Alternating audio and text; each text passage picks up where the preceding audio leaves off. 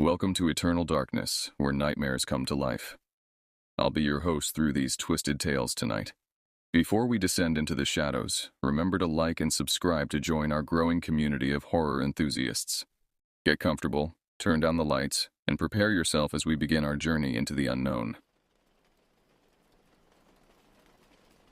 The morning of September 15th, 2022 started like any other hunting expedition, but I should have recognized the warning signs from the moment we loaded our gear into the truck. My father, a man who'd spent 40 years tracking game through the Canadian wilderness, kept checking and rechecking our supplies with an unusual nervousness. My younger brother Carson seemed unusually quiet, lacking his typical pre-hunt enthusiasm that usually filled our preparations with jokes and wild predictions about the massive moose we'd surely encounter. We'd planned this trip for months, targeting a remote section of the boreal forest in northern Manitoba, hundreds of miles from the nearest town. The region was known for its pristine wilderness and abundant wildlife, but also for its isolation. Cell phone towers didn't reach these depths, and the nearest forest ranger station was a 3-day hike through unmarked terrain. It was exactly the kind of untouched wilderness we craved, but as we drove the winding gravel roads that grew progressively narrower and more rutted, I felt an inexplicable weight settling in my chest. The truck's radio crackled with static as we moved further from civilization, occasionally picking up fragments of distant conversations before dissolving back into white noise. My father turned it off entirely around noon, claiming the static was giving him a headache. The silence that followed felt oppressive, broken only by the rumble of the engine and the crunch of gravel beneath our tires. By late afternoon, we reached the launch point, a muddy clearing beside a river that wound deep into the forest like a dark serpent. The water looked black under the overcast sky, reflecting the dense canopy that stretched endlessly in all directions. As we unloaded the aluminum boat and organized our camping gear, I noticed my father's hands trembling slightly. When I asked if he was feeling all right, he brushed off my concern, attributing it to excitement, but his eyes kept darting toward the tree line as if expecting something to emerge from the shadows. Carson helped me drag the boat to the water's edge while our fathers secured the camping equipment. The boat felt heavier than usual, or perhaps I was just more tired than I realized. The physical exertion should have felt good after the long drive, but instead, every movement seemed to require more effort than it should. My muscles ached in ways that didn't make sense, and I found myself short of breath despite being in excellent physical condition. As we prepared to launch, a flock of ravens erupted from the trees across the river, their harsh cries echoing off the water. The sound was so sudden and violent that all three of us froze, watching as the black birds wheeled overhead before disappearing into the forest. In the silence that followed, I could hear my own heartbeat drumming in my ears. My father cleared his throat and muttered something about the birds being spooked by our arrival, but his voice lacked conviction. The first hour on the water passed without incident, though I couldn't shake the feeling that we were being observed.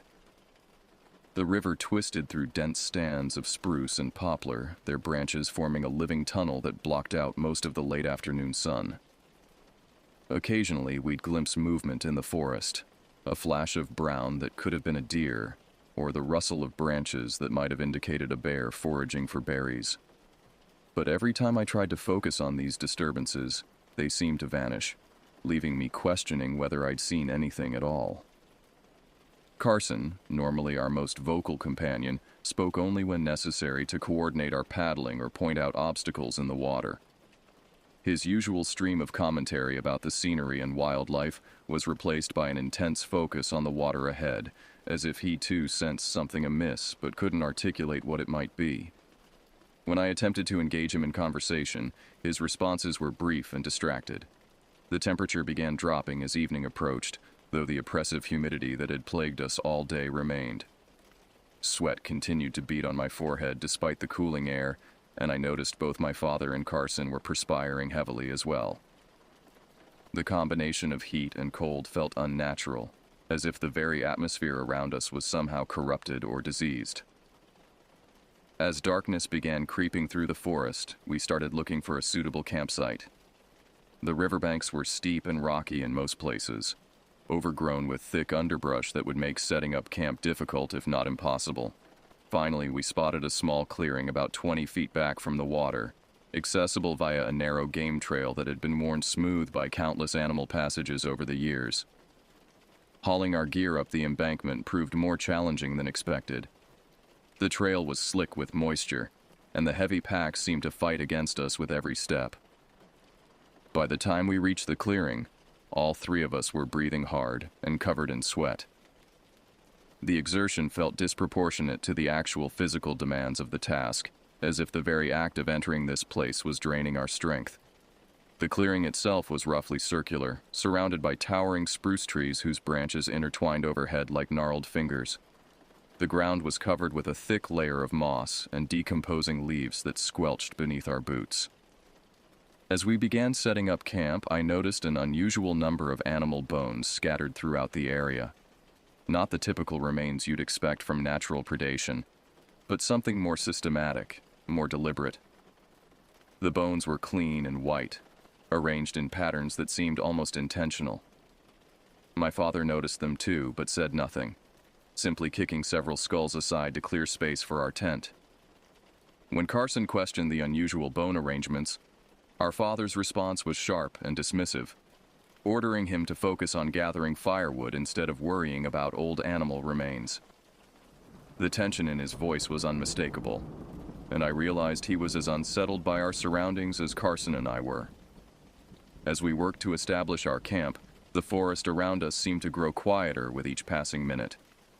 The normal sounds of wildlife, bird calls, rustling leaves, the distant splash of fish jumping, gradually faded until we were surrounded by an unnatural silence that pressed against our eardrums like water.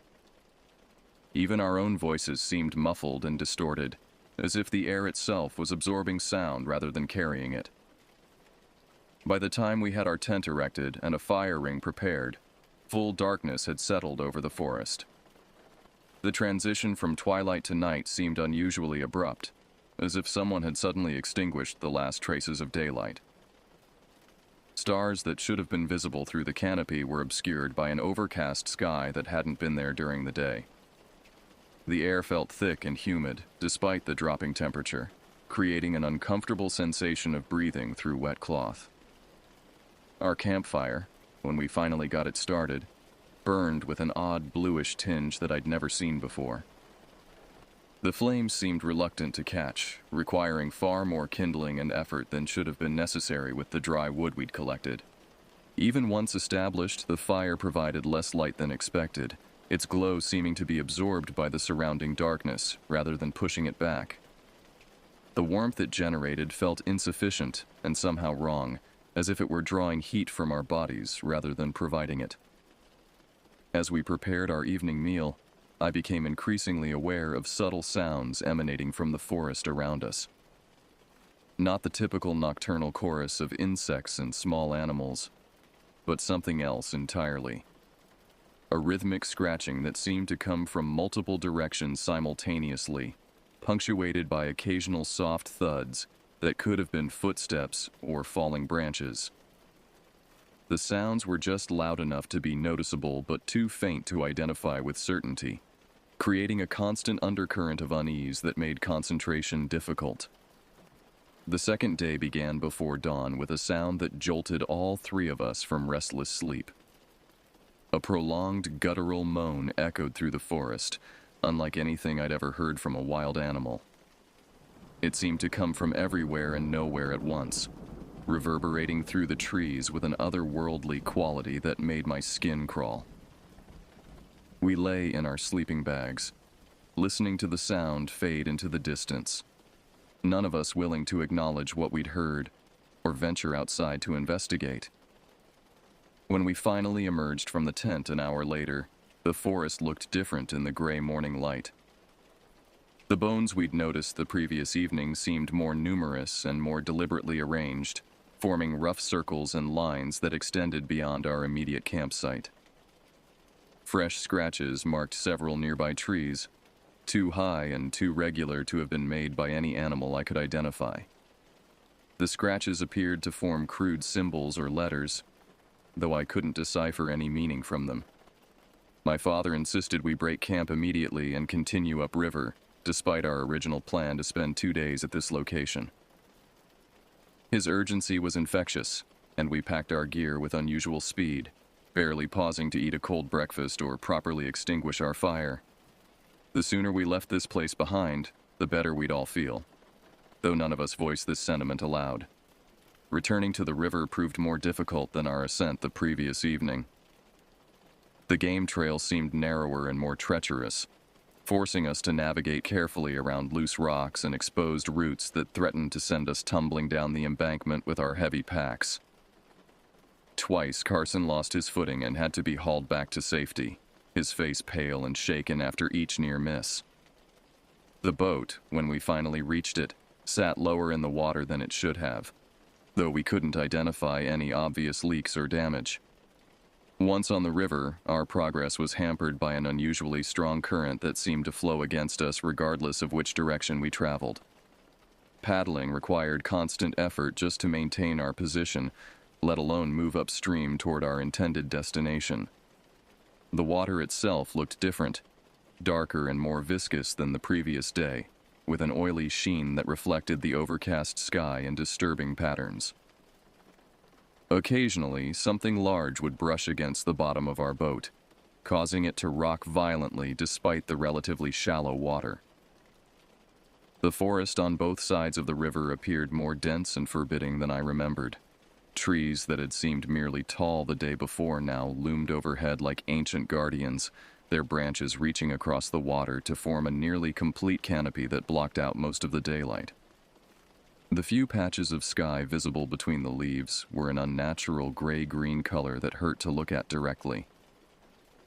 Even the air tasted different, metallic and bitter, with an underlying sweetness that reminded me unpleasantly of rotting fruit. Carson, who had been unusually quiet since leaving camp, began pointing out shapes in the forest that didn't belong. Dark silhouettes that appeared to be watching us from between the trees, always just beyond clear identification. When we'd focus our attention on a particular spot, the shape would seem to melt away, leaving us questioning whether we'd seen anything at all. But the frequency of these sightings increased as the day wore on, and soon all three of us were spotting the mysterious figures with alarming regularity. By midday, we'd covered less than half the distance we'd planned, despite maintaining a punishing pace that left our arms aching and our backs screaming in protest. The river seemed to be working against us, creating obstacles where none had existed the previous day. Fallen trees blocked our path with increasing frequency, forcing us to portage around them through dense underbrush that tore at our clothes and skin.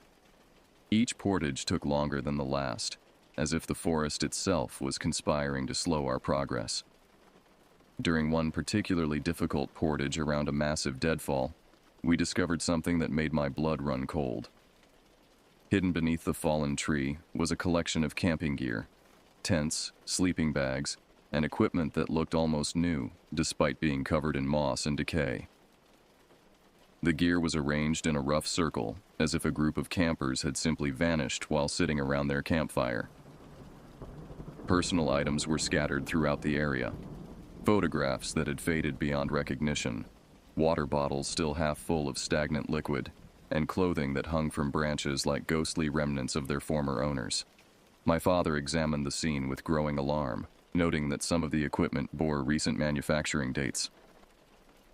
This wasn't the abandoned camp of some long-dead explorer, but evidence of people who had been here within the last few years. The absence of any human remains made the discovery even more disturbing. Whatever had happened to these campers, their bodies were nowhere to be found. We searched the immediate area but uncovered no additional clues about their fate or their disappearance. The discovery sparked heated debate about whether we should continue deeper into the wilderness or turn back immediately. My father argued for retreat, pointing out that we were clearly in an area where other experienced outdoorsmen had met with some unknown misfortune. Carson, surprisingly, advocated for pressing forward, claiming that turning back would be an admission of cowardice that would haunt us for the rest of our lives. I found myself torn between fear and curiosity, unable to shake the feeling that we were on the verge of discovering something significant. though whether that discovery would be worth the risk remained unclear. In the end, we compromised by agreeing to continue for one more day before reevaluating our situation. If we encountered any additional signs of danger or found evidence of other missing campers, we would immediately reverse course and head back to civilization. The decision felt reasonable at the time, though looking back, I realize it was probably the moment when our expedition transformed from a hunting trip into something far more sinister. As we continued upriver, the abandoned campsite weighed heavily on all our minds. The silence between us grew more oppressive, broken only by the splash of our paddles and the occasional creak of the boat's aluminum hull. Each bend in the river revealed new obstacles and fresh reasons for concern. Shadows moved through the forest with increasing boldness, no longer content to observe us from a distance but approaching close enough that we could occasionally glimpse pale flesh and elongated limbs before they vanished back into the undergrowth. The water itself began to change as afternoon wore into evening. What had started as merely dark and viscous gradually took on a reddish tinge that reminded me uncomfortably of blood. The metallic taste in the air grew stronger, accompanied by a sweet, cloying odor that seemed to emanate from the water itself. Fish that should have been abundant in these pristine waters were nowhere to be seen, and the absence of insect life created an eerie vacuum that made every sound seem amplified and threatening. By the time we began looking for another campsite, exhaustion had settled into our bones like a disease. Every muscle in my body ached, and my hands were raw and blistered despite the protective gloves I'd been wearing. Carson looked haggard and pale, his usual enthusiasm completely drained by the day's strange experiences. Even my father, who prided himself on his endurance and wilderness expertise, moved with the careful precision of someone operating at the very limits of his physical and mental resources. The campsite we eventually selected was far from ideal. A narrow strip of rocky beach hemmed in by steep embankments on three sides. It offered little protection from the elements and even less privacy from whatever might be watching us from the forest above. But daylight was fading rapidly, and the alternative was spending the night in the boat, exposed to whatever dangers the river might hold. We pulled our craft onto the rocky shore and began the now familiar process of establishing camp. Though our movements lacked the efficiency and purpose that had characterized our previous efforts. As we worked to set up our shelter, I became increasingly aware that we were not alone. The feeling of being observed had grown stronger throughout the day, but now it was almost overwhelming. Eyes seemed to track our every movement from the darkness beyond our fire's reach, and occasionally I could swear I heard whispered conversations in a language I didn't recognize. The sounds were just quiet enough to be dismissible as wind or settling branches, but their frequency and timing suggested intelligence and intent that no natural phenomenon could explain. The rocky beach where we'd chosen to make camp felt more like a trap than a refuge as darkness settled around us.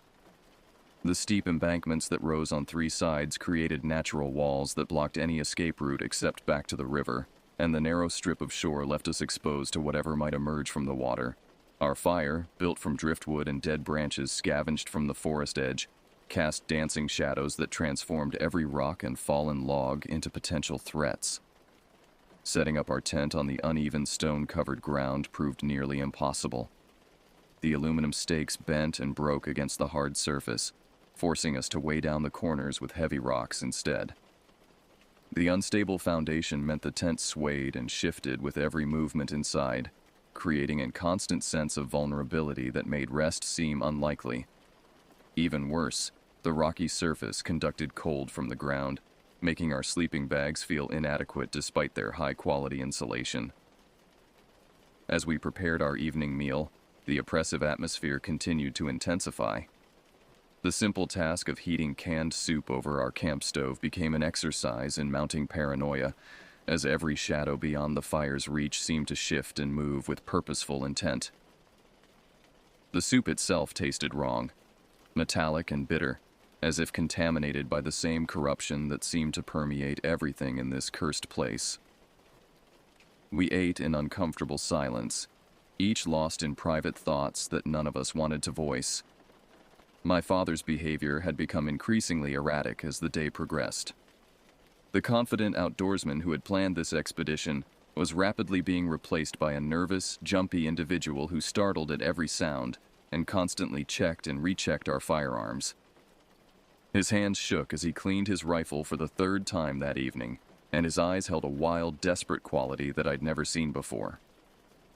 When Carson asked him about our plans for the following day, his response was rambling and incoherent, touching on topics that had nothing to do with hunting or wilderness travel. Carson wasn't faring much better. My younger brother, normally the most optimistic and resilient member of our family, had withdrawn into himself completely. He sat hunched over his food, barely eating, occasionally muttering under his breath in what sounded like prayers or protective incantations. His usual curiosity about our surroundings had been replaced by a studied avoidance of looking beyond the immediate circle of firelight, as if acknowledging the darkness might somehow invite it closer. The sounds from the forest had evolved throughout the evening, becoming more complex and more disturbing. What had started as simple scratching and rustling had developed into a symphony of unnatural noises that defied easy explanation. Rhythmic tapping that could have been woodpeckers, but occurred in patterns too regular and purposeful for any bird. Grinding sounds like massive stones being dragged across rocky ground, though no geological activity could account for such noises in this stable, ancient landscape. Most disturbing of all were the vocalizations, not quite human, not quite animal, but something that seemed to combine the worst aspects of both. Around midnight, as we huddled around our dying fire, debating whether to maintain a watch or try to get some sleep, the first direct contact occurred. A rock, roughly the size of my fist, sailed out of the darkness and struck the ground just inches from Carson's feet. The impact was loud enough to make all three of us jump, and the precision of the throw suggested intelligence and intent rather than random chance. We scanned the darkness with our flashlights but saw nothing except the usual impenetrable wall of vegetation and shadow. The rock throwing continued sporadically throughout the next hour, with projectiles arriving from different directions, but always landing close enough to our position to serve as clear warnings or threats. Each impact sent us scrambling for our weapons and scanning the darkness for targets, but our attackers remained invisible. The psychological effect was devastating. We were under siege by enemies we couldn't see, couldn't identify, and couldn't effectively combat. My father suggested we abandon camp immediately and retreat to the boat, arguing that our current position was indefensible and that remaining here was tantamount to suicide. Carson argued against retreat, insisting that whatever was stalking us could just as easily attack us on the water, where we'd have even less protection and no chance of escape if our boat was damaged. I found myself agreeing with Carson, though for different reasons. Something told me that showing fear or weakness now would only encourage our tormentors to escalate their harassment. As if summoned by our debate, a new sound emerged from the forest, a low, rhythmic chanting that seemed to come from multiple sources simultaneously. The words were indistinct, but the cadence was unmistakably human, suggesting a group of people performing some kind of ritual or ceremony just beyond the reach of our light. The chanting continued for several minutes before fading away, leaving us to wonder whether we'd witnessed some indigenous spiritual practice or something far more sinister. The fire had burned down to glowing embers by this point, and feeding it required one of us to venture to the edge of our safe zone to retrieve more wood. None of us wanted to volunteer for this task, but the alternative was sitting in complete darkness while unknown enemies circled our position. I finally grabbed a flashlight and my rifle and headed toward a pile of driftwood about 20 feet away, though every step felt like walking toward my own execution. The wood pile, when I reached it, had been disturbed since our arrival. Branches that I'd stacked in a neat pyramid were now scattered randomly across the beach, and several pieces showed fresh tool marks that definitely hadn't been there earlier. Someone or something had been tampering with our supplies while we sat by the fire, operating just outside our field of vision with predatory patience. The realization that we were being stalked by intelligent adversaries rather than wild animals somehow made the situation infinitely more terrifying. As I gathered armloads of wood, movement in my peripheral vision caught my attention. Tall figures stood motionless among the trees at the top of the embankment, barely visible in the weak beam of my flashlight, but definitely present. They appeared to be wearing some kind of crude clothing or covering that obscured their features, and they stood with an unnatural stillness that suggested they'd been watching us for some time. When I tried to focus my light directly on them, they seemed to melt back into the forest, but I could still sense their presence hovering just beyond visibility. Returning to the fire with my arms full of wood, I debated whether to tell my father and Carson about the watchers. Part of me wanted to keep the knowledge to myself, hoping that ignorance might provide them with some measure of peace during what promised to be a very long night. But secrecy seemed pointless when we were clearly facing a coordinated threat that required all our vigilance and cooperation to survive. I dropped the wood beside the fire and quietly informed them about what I'd seen.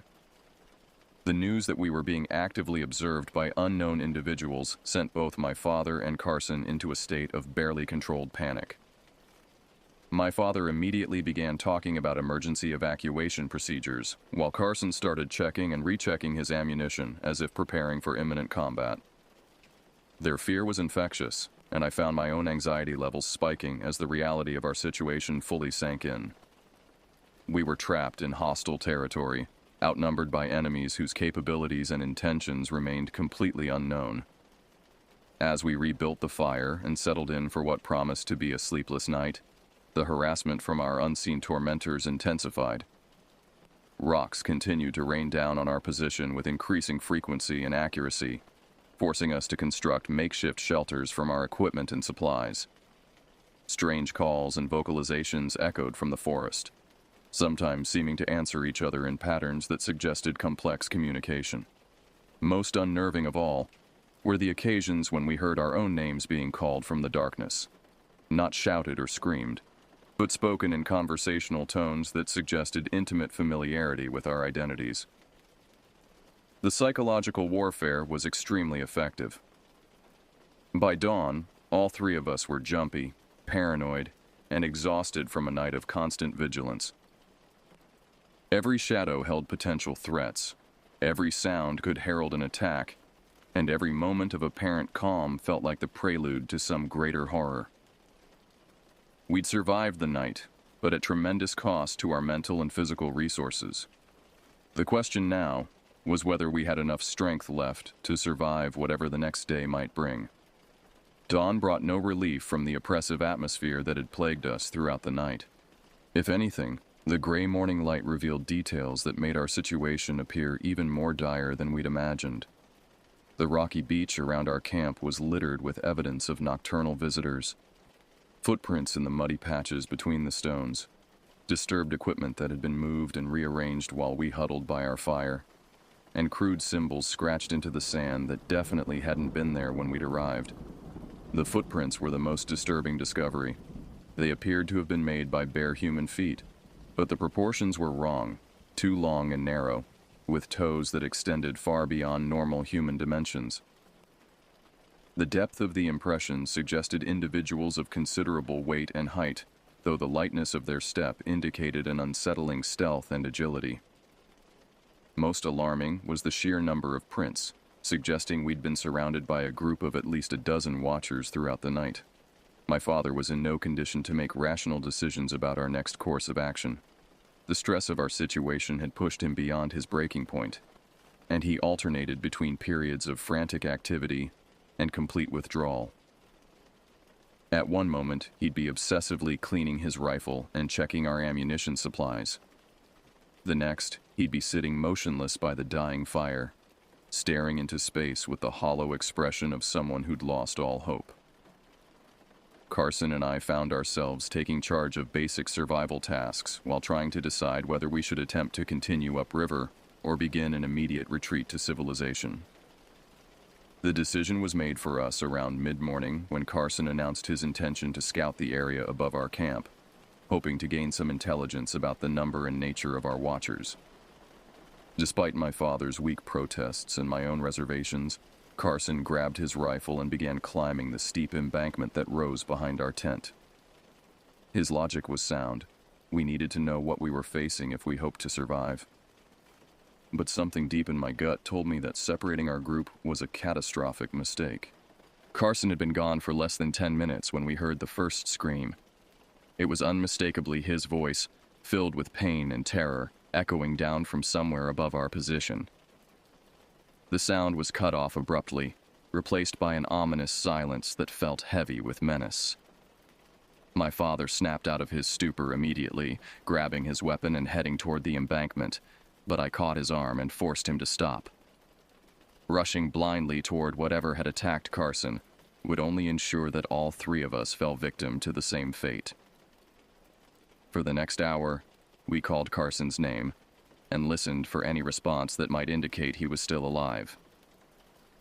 Occasionally, we thought we heard answering calls from the forest above, but the voices were distorted and wrong, as if someone was trying to imitate Carson's speech patterns without quite understanding how human vocal cords worked. The attempted mimicry was more terrifying than silence would have been, suggesting that our enemies possessed intelligence sufficient to recognize our emotional vulnerabilities and exploit them. My father was rapidly deteriorating, his grief and guilt over Carson's disappearance combining with exhaustion and stress to push him toward complete psychological collapse. He kept muttering about failing as a protector, about bringing his sons into danger he should have recognized and avoided. His hands shook constantly now, making it difficult for him to perform even simple tasks like loading his rifle or organizing our remaining supplies. I realized that if we were going to survive, the responsibility for our escape would fall entirely on my shoulders. Around noon, movement at the top of the embankment caught my attention. A figure emerged from the tree line and began slowly descending the rocky slope toward our camp. From a distance, it looked like Carson returning from his scouting mission, but something about the movement pattern seemed off. Too careful, too deliberate, lacking the natural rhythm of normal human locomotion. As the figure drew closer, the wrongness became more apparent. It was Carson, or something wearing Carson's appearance like an ill-fitting costume. The facial features were approximately correct, but the proportions were subtly wrong, as if someone had tried to reconstruct his face from memory rather than direct observation. The eyes were too far apart, the nose too narrow, the mouth set at an angle that no human jaw could comfortably maintain. Most disturbing was the smile, a wide, vacant expression that bore no resemblance to any expression I'd ever seen on my brother's face. The Carson thing spoke as it approached, using my brother's voice to deliver a stream of reassuring comments about his scouting mission and his eagerness to continue our hunting expedition.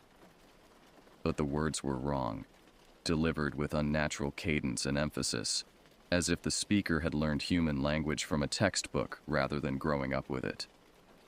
There were also subtle errors in content, references to shared experiences that had never happened, mispronunciations of familiar names, and gaps in knowledge that the real Carson would never have displayed. My father, in his current state, was unable to recognize the deception. He rushed toward the imposter with obvious relief, calling out welcomes and questions about Carson's discoveries during his scouting mission. I tried to warn him, shouting that this wasn't really Carson, but my words seemed to have no impact. The stress and exhaustion had damaged his perception to the point where he was seeing what he wanted to see rather than what was actually there. The confrontation that followed will haunt me for the rest of my life. The Carson thing allowed my father to approach within arm's reach before its disguise began to deteriorate. The facial features started to shift and blur. The too wide smile stretched even further across its face, and the eyes became flat and lifeless, like those of a fish. When my father finally realized something was wrong, it was too late. The creature's arms extended far beyond human proportions, wrapping around him with crushing force, while its mouth opened to reveal rows of sharp, yellowed teeth that belonged to no earthly predator. My father's screams echoed off the rocky walls that surrounded our camp, creating a horrible chorus that seemed to go on forever. I raised my rifle and fired repeatedly into the creature's torso, but the bullets seemed to have no effect. If anything, the impacts appeared to amuse the thing, causing it to emit a sound that might have been laughter if any human throat could have produced such a noise. The attack continued for several minutes that felt like hours, until my father's struggles finally ceased and his body went limp in the creature's embrace. When the Carson thing finally released my father's corpse, it turned its attention to me with that same vacant, impossible smile. The facade of human appearance had completely collapsed by this point, revealing something that defied easy description. The basic bipedal structure remained, but the proportions were all wrong. Limbs too long, joints that bent in directions that violated basic anatomy, skin that seemed to shift and crawl as if it were alive independent of the body beneath it. The face was the worst part, a constantly changing amalgamation of features that seemed to cycle through various human appearances without ever settling on a consistent identity. I emptied my rifle at the advancing creature, then drew my sidearm, and continued firing until that too was empty. None of the shots seemed to cause any significant damage, though they did succeed in slowing the thing's approach. As I fumbled to reload, the creature began speaking again, this time using my father's voice to deliver a stream of paternal advice and encouragement. The psychological impact was devastating. Hearing my dead father's words emerging from the mouth of his killer nearly broke my will to resist entirely. Salvation came from an unexpected source. The sound of our gunfire had apparently attracted the attention of other watchers in the forest, and the creature that had killed my father suddenly turned away from me to face some new threat emerging from the tree line. A brief but violent struggle ensued between creatures I couldn't clearly see, accompanied by sounds that no earthly throat could produce. The distraction gave me the opportunity I needed to escape. I abandoned our camp and fled toward the river, carrying only my remaining ammunition and a small pack of emergency supplies. Behind me, the sounds of conflict continued for several minutes before giving way to an ominous silence. I didn't dare look back to see which side had prevailed, focusing instead on reaching our boat and putting as much distance as possible between myself and this cursed place. The boat, when I reached it, had been damaged during the night. The hull showed multiple puncture wounds that would make it unseaworthy within minutes of launching, and the motor had been systematically destroyed with what appeared to be simple but effective tools. Someone or something had deliberately sabotaged our means of escape, trapping us in this nightmare landscape with no way to reach civilization or call for help. With the boat unusable and unknown creatures stalking the forest around me, I faced a choice between certain death and probable death. I could remain by the river and wait for whatever had killed my family to come for me, or I could attempt to escape on foot through hundreds of miles of wilderness with minimal supplies and no clear destination. The decision was easy, even if the chances of survival were virtually non-existent. I began walking downstream along the riverbank, hoping to eventually reach the point where we'd launched our boat 2 days earlier. The journey would take days even under ideal conditions, and these were far from ideal.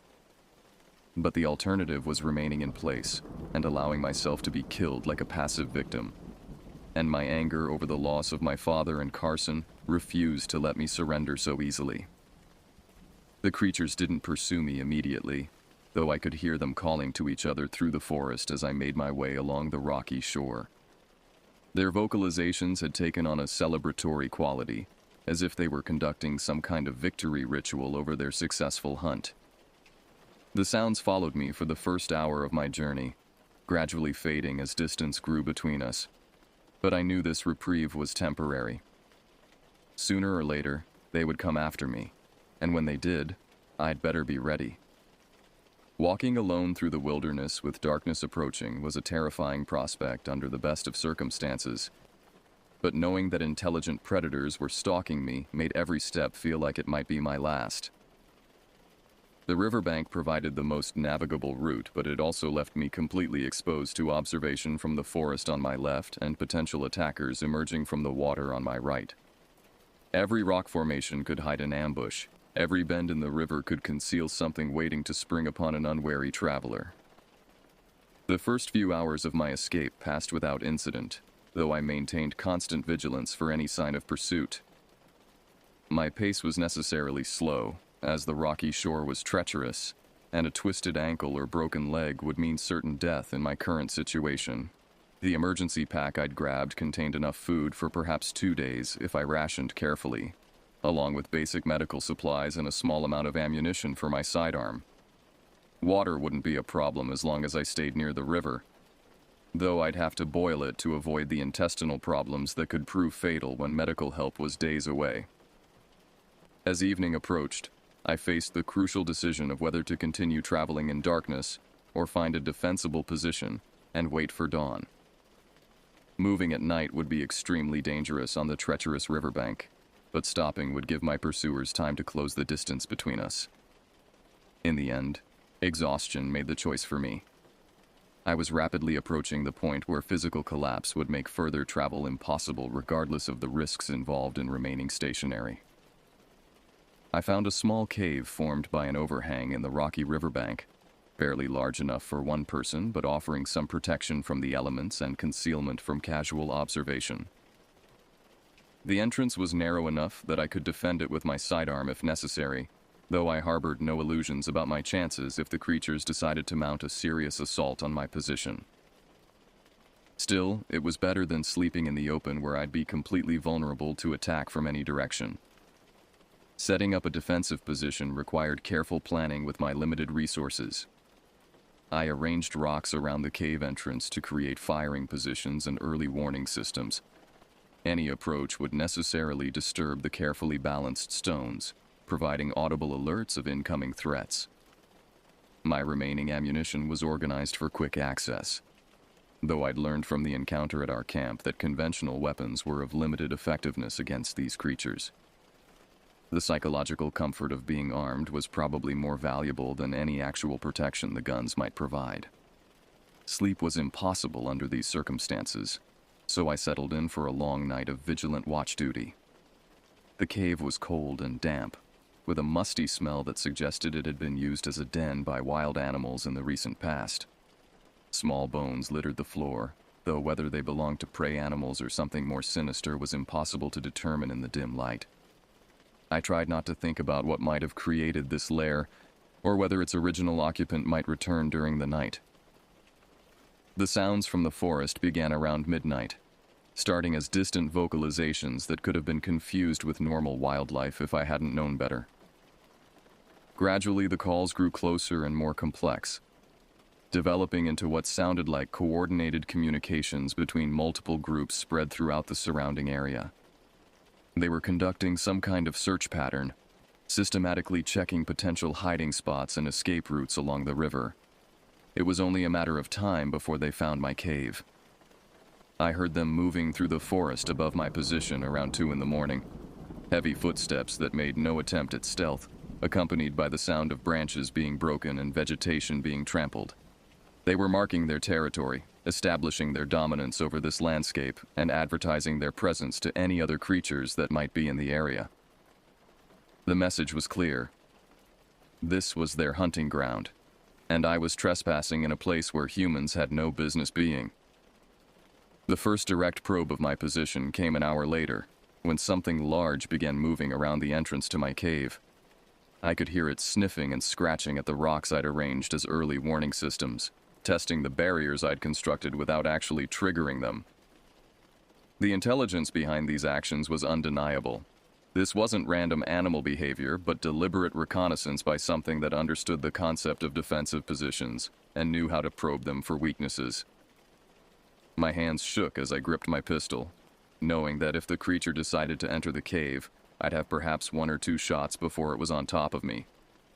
The confined space that provided protection from multiple attackers would become a death trap if anything actually made it through the entrance. I tried to control my breathing and remain as quiet as possible, hoping that the creature would move on to investigate other potential hiding spots rather than committing to a full assault on my position. After what felt like hours, but was probably only minutes, the probing stopped and the creature moved away. I could hear it calling to others in the distance, though whether it was reporting success or failure in locating me was impossible to determine. The calls were answered from multiple directions, suggesting that the search was expanding rather than contracting. They knew I was in the area, and they weren't going to give up until they found me. The psychological warfare resumed around 4 in the morning, when I began hearing voices calling my name from various positions along the riverbank. The voices were those of my father and Carson, pleading with me to come out of hiding and rejoin them, claiming that they'd managed to escape from the creatures and were now searching for me. The imitations were much better than the previous attempts, incorporating memories and speech patterns that suggested the creatures had somehow extracted detailed information from their victims before killing them. Resisting the calls required tremendous willpower, especially when the Carson voice began recounting specific shared memories from our childhood that only my brother could have known. Part of me desperately wanted to believe that he'd somehow survived and was genuinely trying to find me, but the rational part of my mind recognized this as another hunting strategy designed to lure me into the open. The creatures were using my love for my family as a weapon against me, and the cruelty of this approach filled me with a rage that helped counteract the fear that had been paralyzing me. As dawn approached, the voices faded away, and the forest returned to an unnatural silence that was somehow more threatening than the active harassment had been. I knew the creatures were still out there, probably watching my position and waiting for me to emerge, but their patience and discipline were unnerving. These weren't mindless predators driven by hunger or instinct. They were intelligent hunters capable of long-term planning and complex strategies. The realization that I was being stalked by something with cognitive abilities potentially superior to my own was perhaps the most terrifying aspect of my entire ordeal. When full daylight finally arrived, I faced another crucial decision about timing my departure from the cave. Leaving immediately would give me the maximum amount of travel time before the next nightfall, but it would also advertise my position to any watchers in the area. Waiting for mid-morning might allow the creatures to become distracted or move on to other hunting grounds, but it would also reduce my available travel time and potentially allow them to set up ambushes along my planned route. I chose to wait until the sun was well above the horizon before making my move, reasoning that the additional visibility would be worth the lost travel time. The cave had provided adequate protection through the night, but remaining there any longer would turn it from a refuge into a trap. Sooner or later, the creatures would overcome their apparent reluctance to enter confined spaces, and when that happened, I wanted to be somewhere else entirely. Emerging from the cave required careful reconnaissance to ensure I wasn't walking into an immediate ambush. I spent several minutes listening for any sounds that might indicate nearby threats, then slowly pushed aside the rocks I'd arranged across the entrance. The riverbank appeared deserted, though the numerous tracks in the muddy areas told a different story. Multiple sets of the elongated footprints I'd first noticed at our camp were clearly visible, along with what appeared to be drag marks leading away from the water's edge toward the forest. The drag marks were particularly disturbing because they suggested the creatures were removing evidence of their activities, possibly including the bodies of previous victims. The systematic nature of this cleanup effort indicated a level of organization and foresight that made them even more dangerous than I'd initially believed. These weren't random killers striking opportunistically. They were experienced predators with established hunting grounds and proven methods for disposing of evidence. I began my second day of travel with significantly less optimism than I'd felt the previous morning. The creatures had demonstrated their ability to track me, surround me, and maintain surveillance of my movements without revealing themselves. They possessed intelligence, patience, and physical capabilities that far exceeded my own. My only advantages were desperation and the intimate knowledge that capture meant death in the most horrific manner imaginable. The riverbank continued to provide the most navigable route, though I now understood that following it also made me predictable to my pursuers. They could easily move through the forest parallel to my course, setting up ambushes at choke points, or simply waiting for exhaustion to make me vulnerable. But leaving the river meant navigating through dense forest with no clear destination and no reliable source of water, which would probably result in death almost as quickly as capture by the creatures. As I walked, I tried to develop some kind of strategy for dealing with the ongoing pursuit, rather than simply reacting to immediate threats. The creatures seemed to prefer psychological warfare and ambush tactics to direct confrontation, which suggested they might have vulnerabilities that could be exploited by someone desperate enough to take significant risks. If I could somehow turn the tables and become the hunter rather than the hunted, I might have a chance of survival that didn't depend entirely on luck and endurance. The opportunity to test this theory came sooner than I'd expected. By midday of my second day alone, the psychological pressure of constant pursuit had begun affecting my decision-making abilities in ways that should have been obvious, but somehow escaped my notice at the time. I found myself taking unnecessary risks, choosing routes that prioritized speed over safety, and making noise that would certainly advertise my position to any nearby predators. The combination of exhaustion, dehydration, and pure terror was creating a dangerous feedback loop that threatened to destroy my judgment entirely. The riverbank had become increasingly treacherous as I moved downstream, with loose rocks and sudden drop-offs that could easily result in a fatal fall. Several times I nearly lost my footing on wet stones, catching myself at the last moment but using up precious energy in the process. My emergency food supply was already running dangerously low, forcing me to choose between maintaining my strength and conserving resources for the days of travel that still lay ahead. Around 1 o'clock, I encountered the first major obstacle to my escape route, a section where the river had carved a deep gorge through solid rock, creating vertical walls that extended far above my head on both sides. The narrow channel was filled with rapids that made boat travel impossible even under normal circumstances, and the rocky walls offered no footholds that would allow me to climb around the obstruction. I was forced to choose between attempting a dangerous climb through dense forest or following a barely visible game trail that led away from the river into unknown territory. The game trail seemed like the safer option, despite the risk of becoming lost in unfamiliar terrain.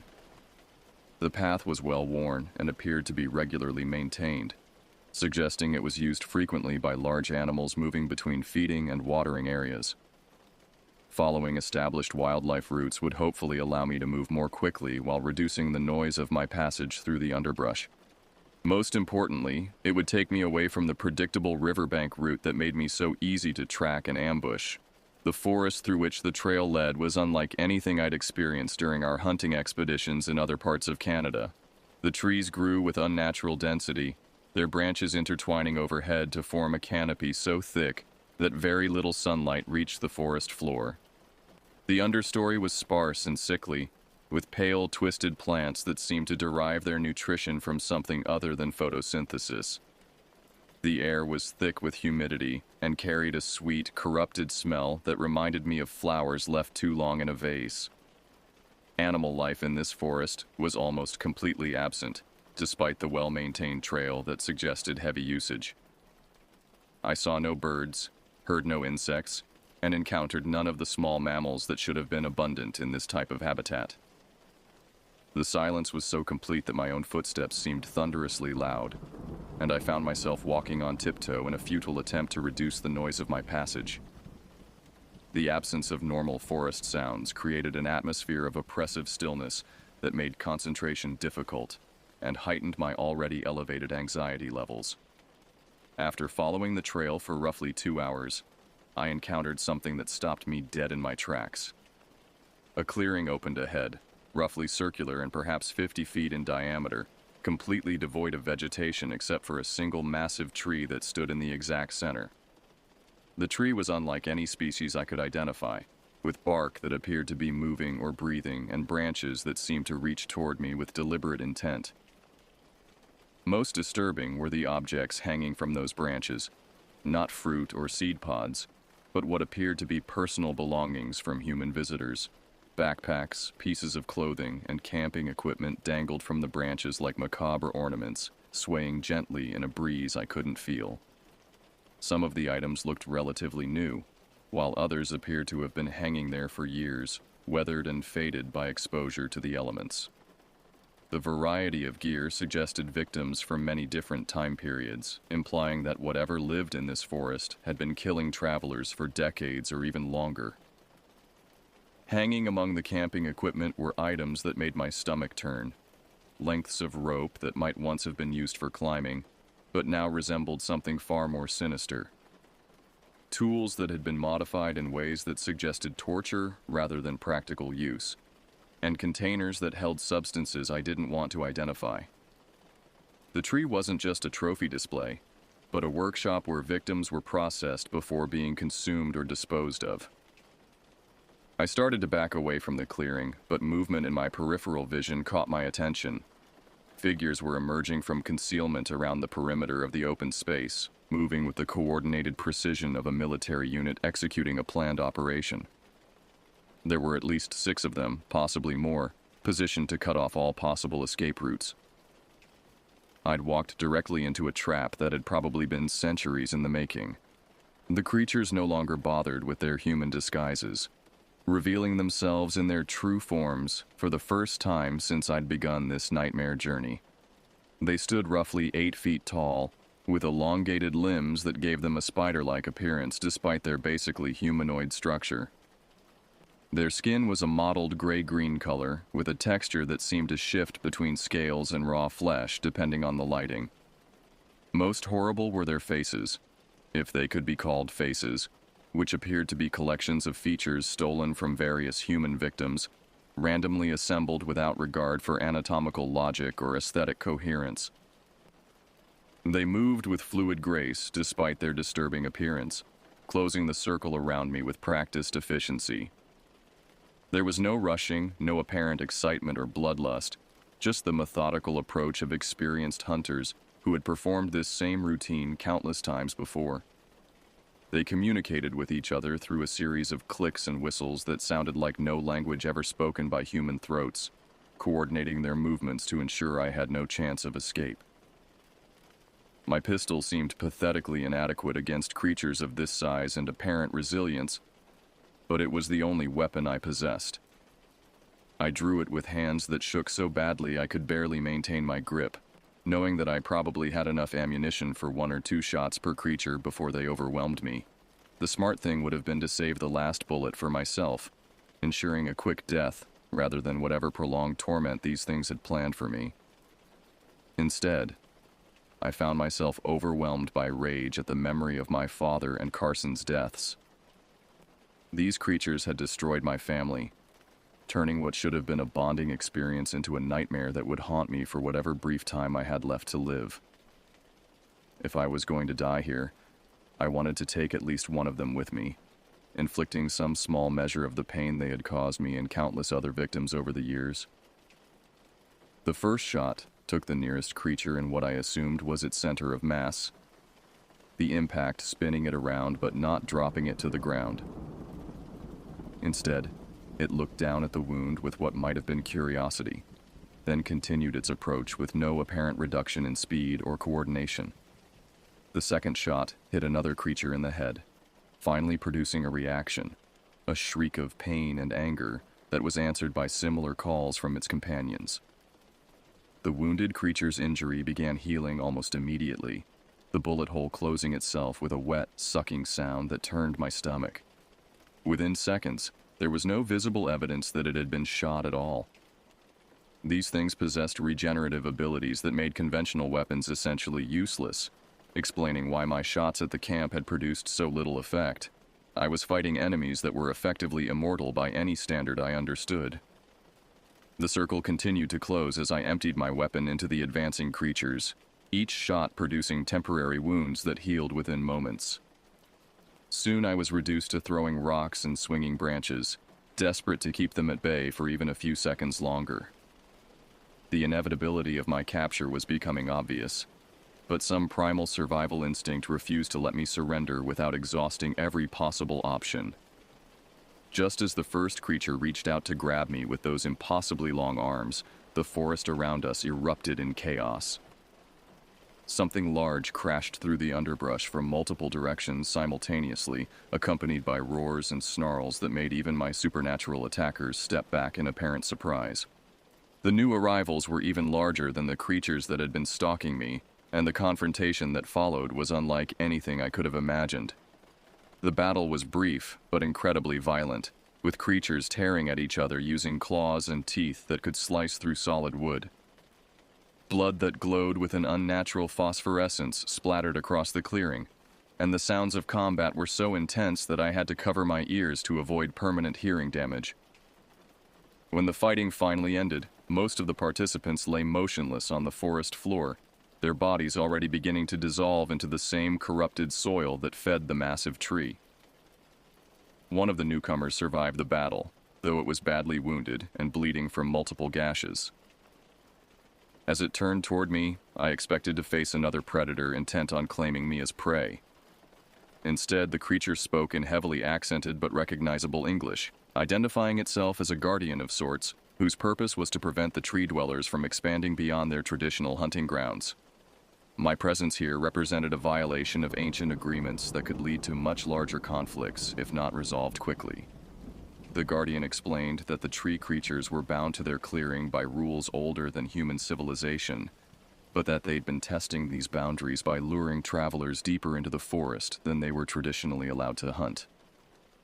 My escape from their ambush at the river had been permitted, even assisted, as a way of reinforcing the territorial limitations that kept them from spreading their hunting activities across a wider area. I was to be escorted back to the river and given safe passage to the edge of their territory, but only if I agreed never to return to this region or speak of what I'd witnessed to anyone who might mount organized expeditions into the area. The balance that kept these creatures contained was delicate, and too much human attention could destabilize agreements that protected thousands of potential victims from the same fate that had befallen my father and Carson. The journey back to the river passed in a haze of exhaustion and disbelief. The Guardian moved with obvious pain, but maintained a pace that pushed me to my physical limits, clearly eager to complete our business and return to whatever duties normally occupied its time. We spoke very little during the trek, though it did confirm that my family members were beyond any possibility of rescue or recovery. Their deaths had been necessary to maintain the illusion that this forest was simply dangerous wilderness rather than actively hostile territory. When we finally reached the riverbank, the Guardian indicated a canoe that hadn't been there during my earlier passage. The boat was crude but seaworthy, equipped with basic supplies that would allow me to reach the road where we'd left our truck days earlier. As I prepared to launch the canoe, the Guardian delivered a final warning about the consequences of violating our agreement. The tree creatures were only one of several groups that called this region home, and not all of them were bound by the same territorial restrictions. The canoe provided by the Guardian was unlike any watercraft I'd ever seen, constructed from materials that seemed to shift between wood and something resembling bone depending on the angle of observation. The paddle was carved from a single piece of some dark, heavy wood and felt uncomfortably warm to the touch, as if it retained heat from whatever tree it had been cut from. Despite my unease about using equipment provided by creatures whose motives remained unclear, the alternative was attempting to swim downstream through rapids that would certainly prove fatal in my weakened condition.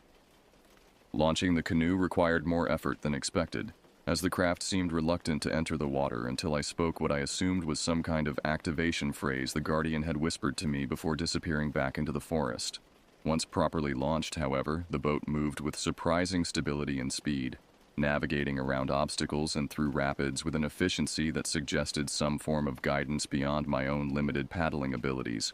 The river journey that had taken us 2 days to complete upstream passed in less than 6 hours going downstream, though the exact mechanism behind this accelerated travel remained mysterious. Time seemed to move differently while I was in the Guardian's canoe, with the sun remaining in roughly the same position overhead despite the obvious passage of several hours. The forest on both sides of the river looked different as well, less dense and threatening, as if I was traveling through a completely different landscape than the one we'd originally entered. Wildlife returned gradually as I moved away from the cursed territory, starting with distant bird calls and eventually progressing to normal forest sounds that seemed almost surreal after days of unnatural silence. The relief of hearing ordinary woodland noises was overwhelming, and I found myself crying uncontrollably as normal reality slowly reasserted itself around me.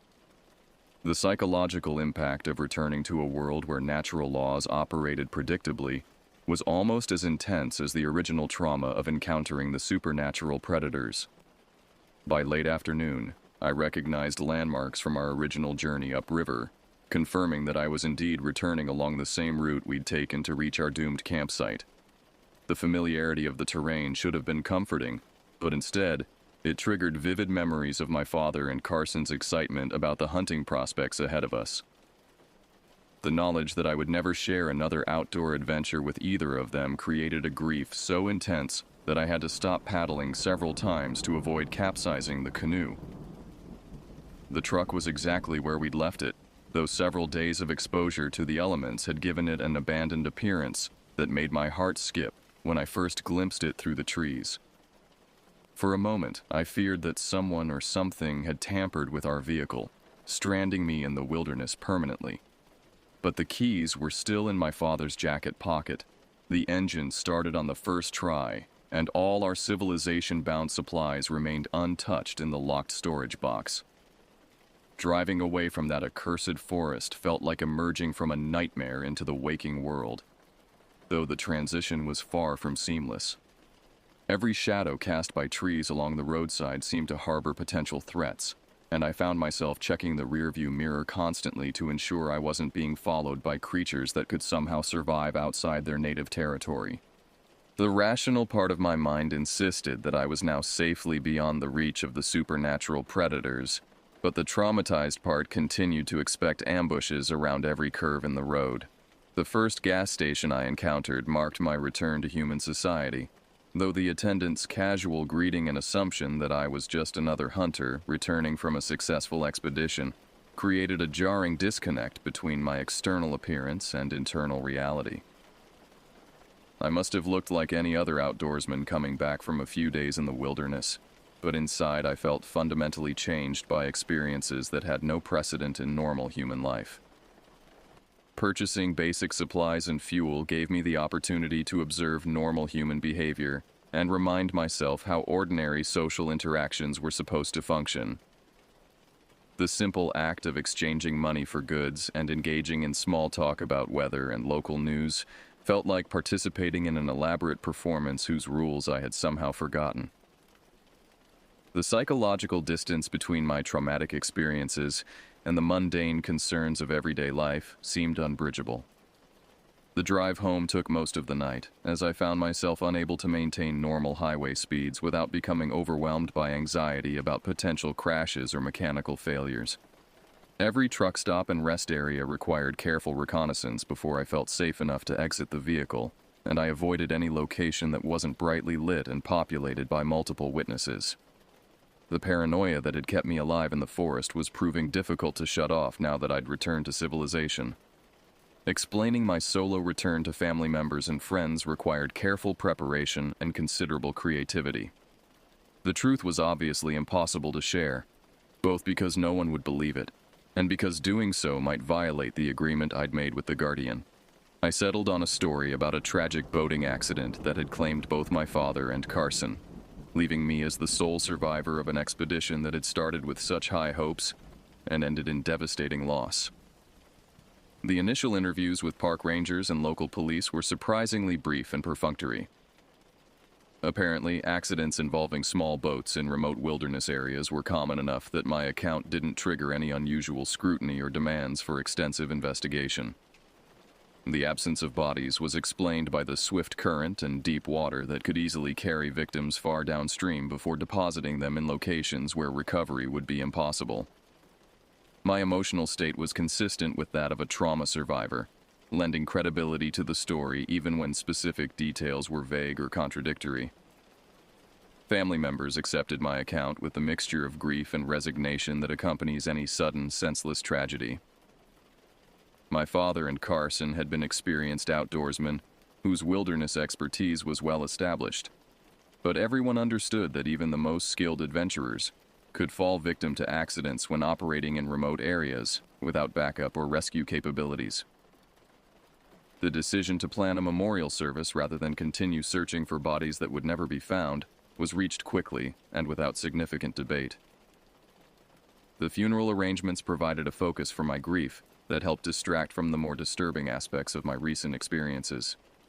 Planning the service, Selecting appropriate music and writing eulogies gave me concrete tasks that required emotional engagement with my loss, while avoiding the specific details of how that loss had occurred. For a few hours at a time, I could almost convince myself that my father and Carson had indeed died in an ordinary accident rather than being murdered by creatures that shouldn't have existed.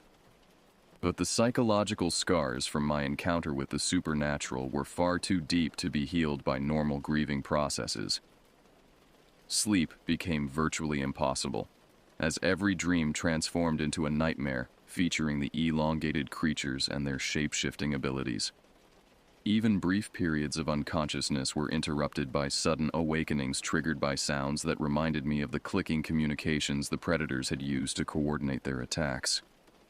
Hypervigilance became my default state, with every unexpected noise or movement triggering fight-or-flight responses that left me exhausted and shaking. Crowded public spaces felt threatening because of the potential for predators to hide among normal humans using their mimicry abilities. Even close friends and family members became objects of suspicion, as I found myself studying their faces and mannerisms for subtle signs that they might not be who they appeared to be. The isolation created by this constant paranoia was perhaps the most devastating long-term consequence of my experience. Unable to share the truth about what had happened, and unable to trust my own perceptions about the people around me, I began withdrawing from social connections that had previously provided stability and meaning in my life. Work became impossible to focus on. Relationships deteriorated under the strain of my secretiveness and erratic behavior, and the future seemed to hold nothing but escalating mental health problems that couldn't be addressed without revealing information I was forbidden to share. Weeks passed in a haze of sleepless nights and anxiety-filled days, with my physical and mental condition steadily deteriorating despite the absence of any external threats. The creatures I'd escaped might have been contained within their forest territory, but the psychological damage they'd inflicted continued to spread through my life like a cancer that consumed everything it touched. I began to understand why the Guardian had been so confident that I would never violate our agreement by returning to the forest or sharing my story with potential rescuers. 6 months have passed since I escaped from that nightmare forest, and the trauma continues to shape every aspect of my daily existence in ways that grow more disturbing rather than less severe as time goes on. The psychological wounds inflicted by witnessing my family's deaths and confronting creatures that violated every assumption about reality have proven resistant to all conventional forms of treatment, creating a downward spiral of isolation and despair that threatens to consume what remains of my sanity. Sleep, when it comes at all, brings no relief from the constant anxiety that has become my normal state. Every dream features the elongated predators or their shape-shifting mimicry of my father and Carson, replaying variations of our final encounter with increasingly graphic detail. I've developed a terror of closed eyes that makes even brief rest periods dangerous. As the moment consciousness fades, my mind returns immediately to that clearing where everything familiar and safe was stripped away in a few moments of unimaginable horror. The most insidious aspect of my ongoing trauma is the way it has corrupted my perception of ordinary reality. Every tall person I encounter in public triggers memories of the creature's unnatural height and spider-like proportions. Conversations overheard in restaurants or shopping centers sound like the clicking communications the predators use to coordinate their attacks. Even family photographs have become sources of anxiety, as I find myself studying familiar faces for subtle signs of the shape-shifting abilities that allowed the creatures to impersonate my loved ones so convincingly. Professional counseling proved ineffective because I couldn't share the actual details of my traumatic experience without violating the agreement that had secured my escape. Therapists trained to deal with conventional trauma responses were completely unprepared for symptoms rooted in encounters with supernatural predators, and their well-meaning attempts to help only increased my frustration and sense of isolation. How could anyone understand the psychological impact of watching family members killed by creatures that shouldn't exist, then being forbidden from seeking justice or even acknowledgement for their deaths? The memorial service for my father and Carson provided temporary relief from the burden of carrying my secrets alone. but it also intensified my guilt over the deception necessary to maintain the cover story. Standing before friends and family members who had loved and respected my father and Carson, knowing that they would never learn the truth about how these good men had died, felt like a betrayal that compounded the original trauma. The eulogies I delivered praised their wilderness expertise and adventurous spirits, while carefully avoiding any details that might encourage others to visit the areas where we'd planned to hunt. Physical symptoms began manifesting within weeks of my return to civilization, starting with digestive problems that made eating difficult, and progressing to chronic fatigue that left me exhausted, despite the lack of restorative sleep. Muscle pain, particularly in my legs and back, created constant discomfort that seemed to have no medical explanation. Multiple doctors conducted thorough examinations and found no physical injuries or diseases that could account for my deteriorating condition, leading to suggestions that stress management and psychiatric care might be more appropriate than continued medical testing. The hypervigilance that had helped me survive my encounter with the creatures became a debilitating handicap in normal social situations. Crowded public spaces triggered panic attacks that forced me to flee before completing simple errands like grocery shopping or banking. Movie theaters, restaurants, and other venues where people gathered in large numbers felt like hunting grounds where predators could hide among innocent civilians, studying potential victims and planning attacks that would never be recognized as anything more than random accidents or disappearances. Employment became impossible as my ability to concentrate deteriorated, and my paranoid behavior alienated colleagues who had previously considered me a reliable and competent worker. Simple tasks that should have required minutes of focused attention stretched into hours of distracted effort, interrupted by constant security checks of my surroundings. Meetings with supervisors or clients became exercises in barely controlled terror, as I found myself studying their facial features for signs of the subtle wrongness that had characterized the creature's attempts at human mimicry. The financial consequences of unemployment compounded my other problems, creating practical stresses that made psychological recovery even more difficult. Medical bills from my unsuccessful attempts to find treatment for trauma-related symptoms consumed what savings I'd accumulated over years of responsible financial planning. The house I'd shared with my father became a burden I could no longer afford to maintain, forcing me to relocate to cheaper housing in areas where my paranoid behavior attracted less attention from neighbors and authorities. Relationships with surviving family members deteriorated as my secretiveness and erratic behavior created barriers that normal grief counseling couldn't address. Cousins and aunts who had initially provided support and understanding gradually became frustrated with my inability to engage in normal social interactions or participate in family gatherings without displaying obvious anxiety and distraction. Their well-meaning efforts to help me move on from my loss only emphasized the gulf between their assumptions about my trauma and the reality of what I'd actually experienced. The isolation created by these deteriorating relationships fed into a vicious cycle that made recovery increasingly unlikely.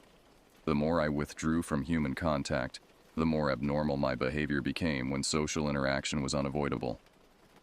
The more abnormal my behavior appeared to others, the more they avoided contact with me, reinforcing my paranoid conviction that the corruption from my forest encounter was somehow spreading to contaminate everything I touched. Drug and alcohol abuse seemed like logical responses to psychological pain that couldn't be addressed through conventional therapy or medical treatment. If I couldn't sleep naturally because of nightmares, sleeping pills and alcohol could provide artificial unconsciousness that bypassed the normal dream cycle. If I couldn't function in social situations because of paranoid anxiety, stimulants and depressants could artificially regulate my emotional responses to make interaction more tolerable. But substance abuse only created additional problems without addressing the underlying trauma, and soon I was dealing with addiction issues on top of my original psychological wounds. The anniversary of our doomed hunting expedition approached with a sense of impending doom that intensified my already severe symptoms.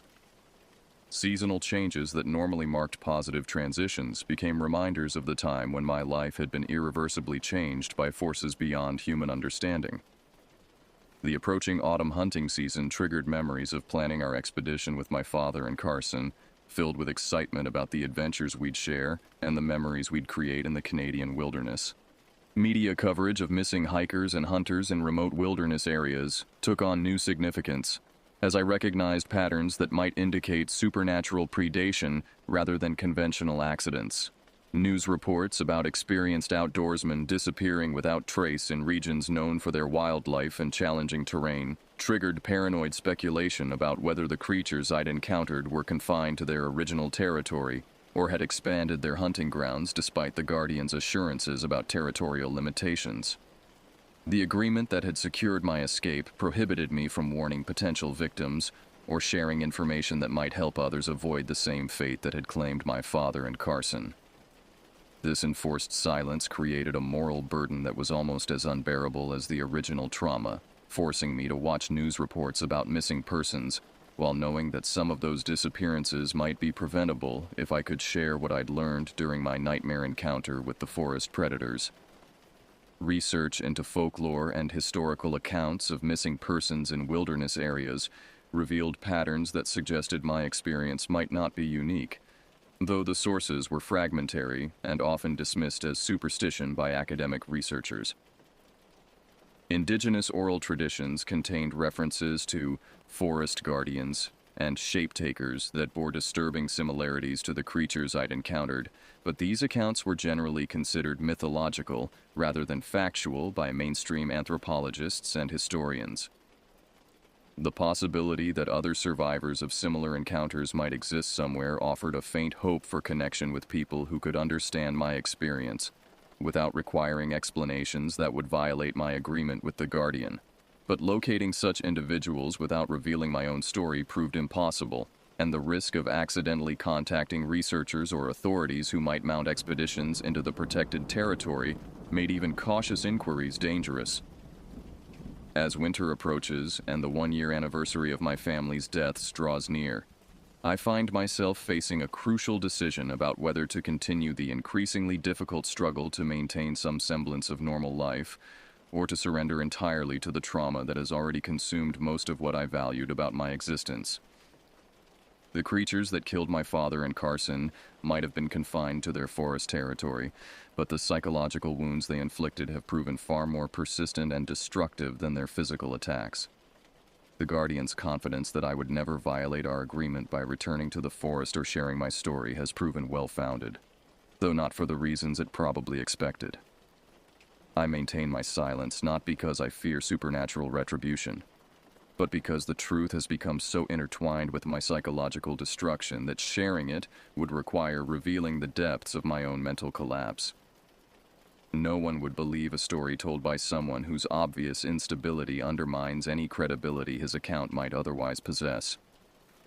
Sometimes late at night, when the nightmares have driven away any possibility of sleep, I find myself wondering whether the creatures are satisfied with the slow destruction they've achieved without ever leaving their protected territory. They killed my father and Carson quickly, but they've spent months slowly killing me through psychological torture that was probably more entertaining than simple physical predation. Perhaps this prolonged suffering was always their true goal, and everything else was merely preparation for the real feast they've been enjoying as they watch me destroy myself from the safety of their forest home.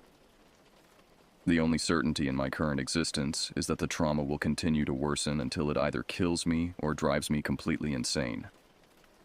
Either outcome would probably amuse the creatures that started this process by murdering my family in front of me and then allowing me to escape with the knowledge that I could never share my experience or seek justice for their deaths. They've proven that physical territory is irrelevant when psychological territory can be conquered just as effectively and with much more lasting results. In quiet moments, I still hear my father's voice and Carson's laughter calling to me from the darkness, though I no longer believe these are memories providing comfort in my grief. Instead, I suspect they're ongoing communications from the creatures that killed them, using stolen voices to remind me that my torture is far from over and that the forest will always be waiting if I ever decide that death might be preferable to the endless psychological agony of survival.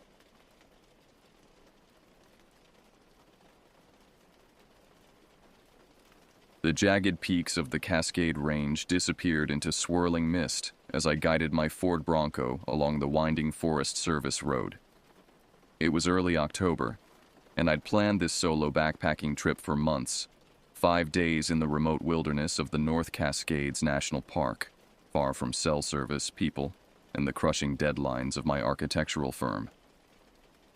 The trailhead parking lot was empty when I arrived. Not surprising considering the weather forecast and the remoteness of this particular trail. Most hikers stuck to the more accessible routes this time of year, but I'd always found solitude in these forgotten corners of the wilderness. I shouldered my pack, 50 pounds of gear meticulously organized for mountain survival, and consulted my topographic map one last time before hitting the trail. 7 miles to my first campsite, another 10 tomorrow, then a loop back. Simple enough. The forest enveloped me immediately. Ancient cedars and hemlock formed a natural cathedral, their branches filtering the already dim October light into ghostly beams that barely illuminated the forest floor. I checked my GPS unit, noting the elevation gain ahead. The first 2 miles would be steep, then a ridge walk before descending to a high alpine lake basin. 3 hours in, the sweat poured freely, despite the chill. The trail grew increasingly difficult to follow. Clearly, the Forest Service hadn't maintained this section recently. Deadfall blocked the path every 100 yards or so, forcing detours through dense underbrush. A light mist turned to steady rain, and I paused to pull my rain shell over my pack.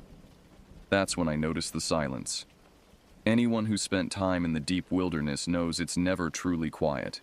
Birds, insects, wind through trees. Nature has its soundtrack.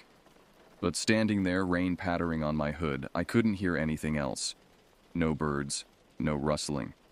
Just the dull thud of water drops on fabric and the sound of my own breathing. I chalked it up to the weather and pressed on, but the unnatural quiet followed me like a shadow. By late afternoon, I'd covered only 5 of the planned 7 miles.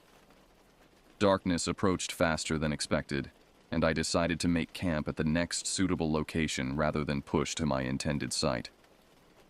A small clearing near a trickling stream provided just enough space for my tent. I worked quickly, securing the rainfly tight against the increasing wind. The routine of camp making normally brought comfort, but tonight each task felt mechanical, performed under the weight of unseen eyes. I'd backpacked solo dozens of times across 3 continents. Fear wasn't new to me.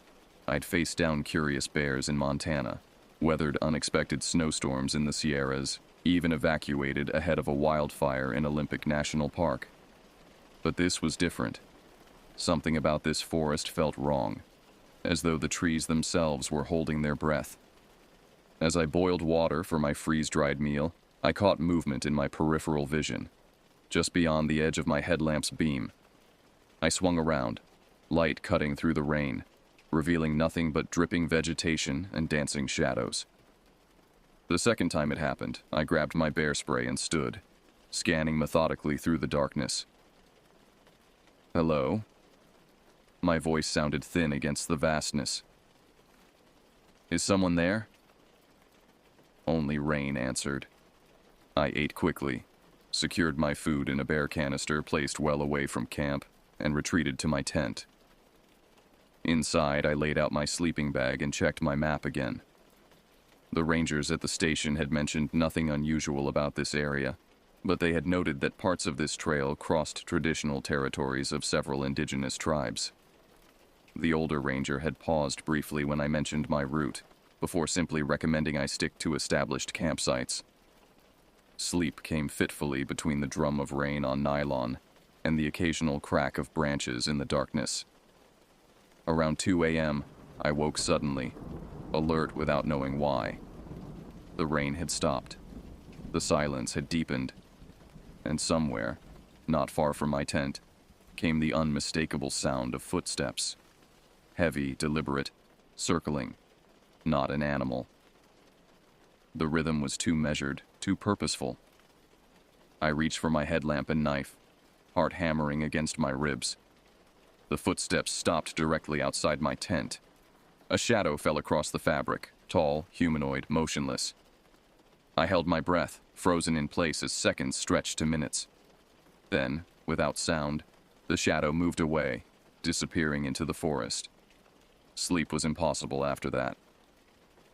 I lay awake until the first gray light of dawn filtered through the tent walls, questioning every sound, every shadow, questioning my decision to come here alone.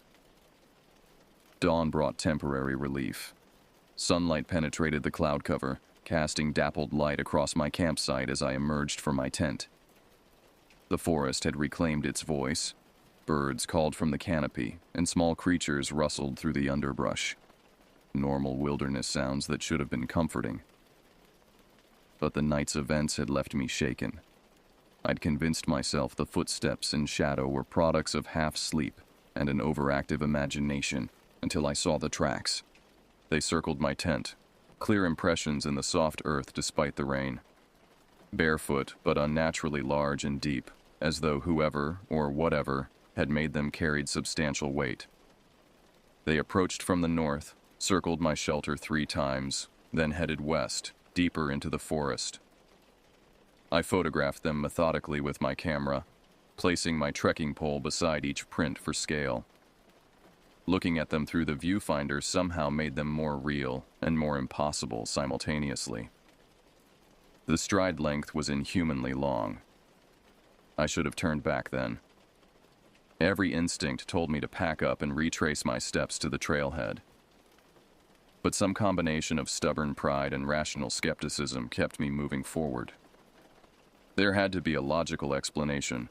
Another hiker playing tricks, perhaps, or a hunter tracking illegally in the national park.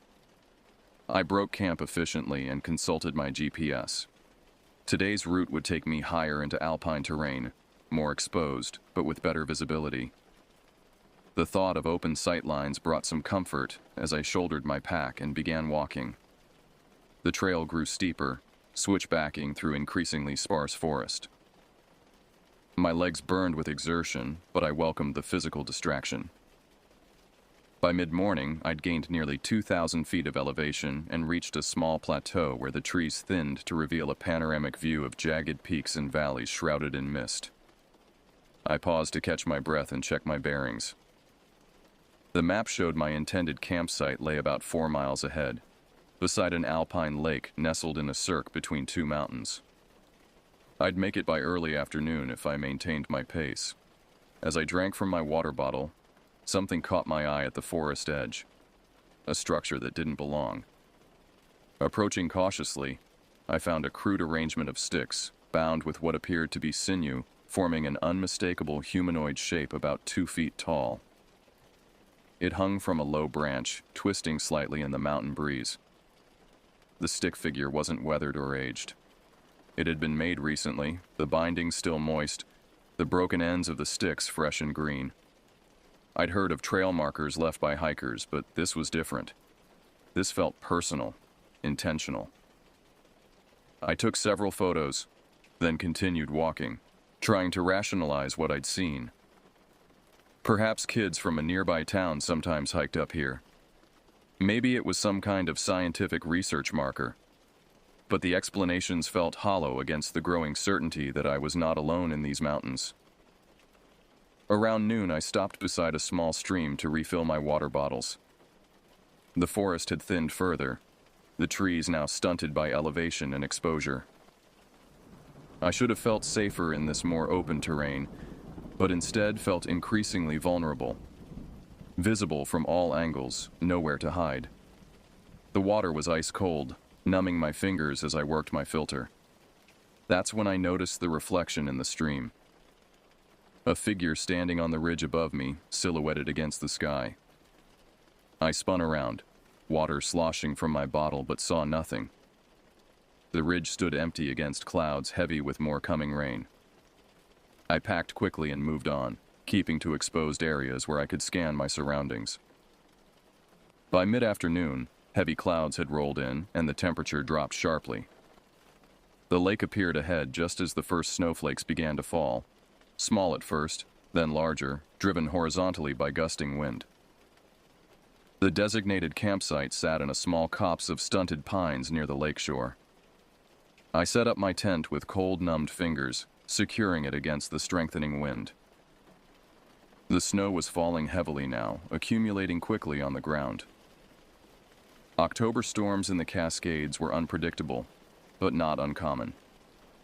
I'd prepared for this possibility with extra layers and a four-season tent. As darkness fell, I melted snow for drinking water and prepared my dinner inside the tent vestibule. The wind howled across the lake, driving snow against the tent with a sound like sandpaper.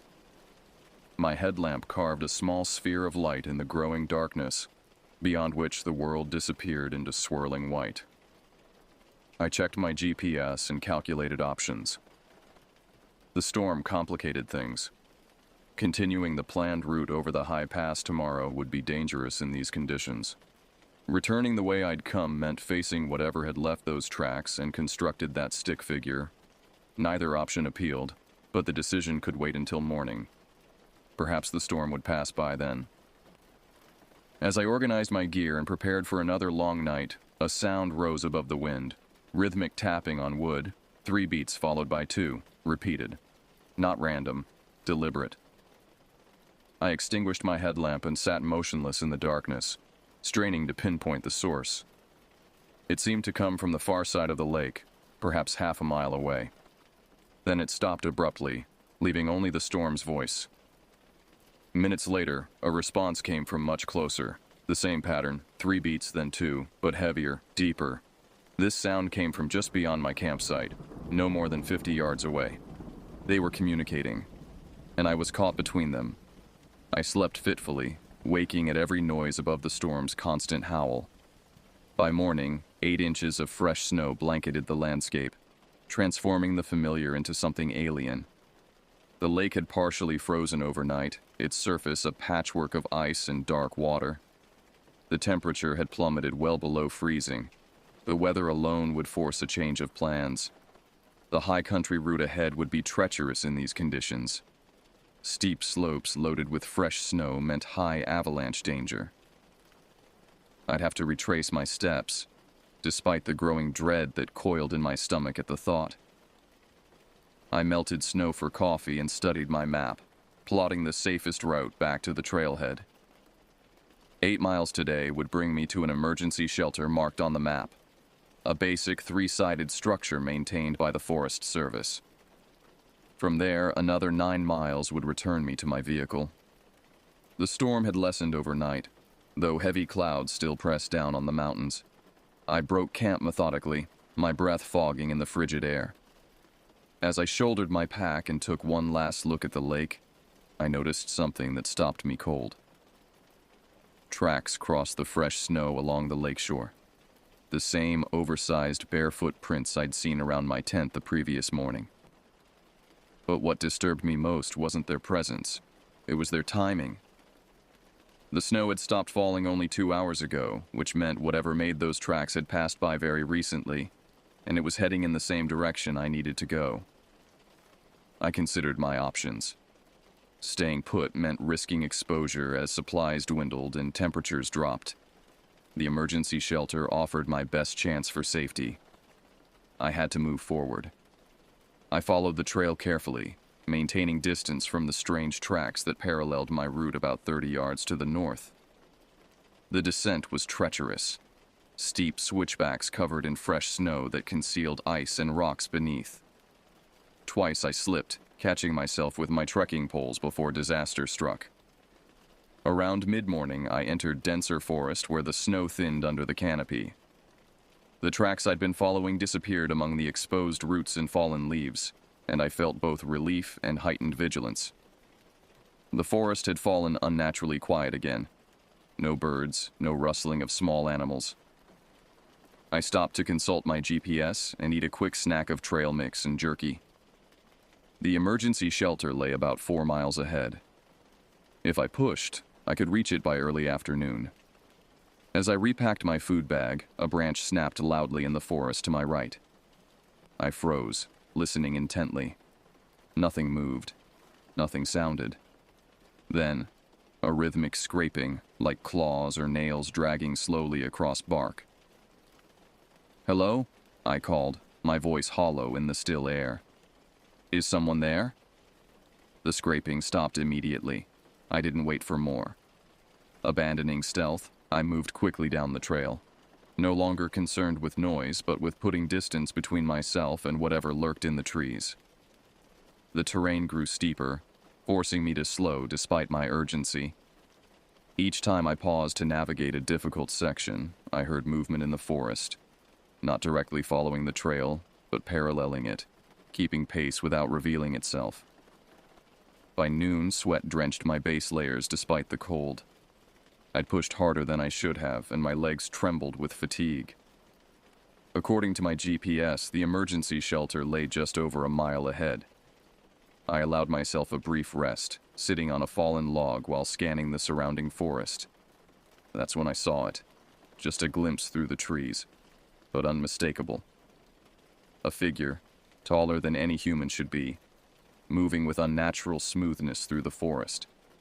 It appeared mostly human in silhouette, but wrong somehow. Proportions distorted, movements too fluid.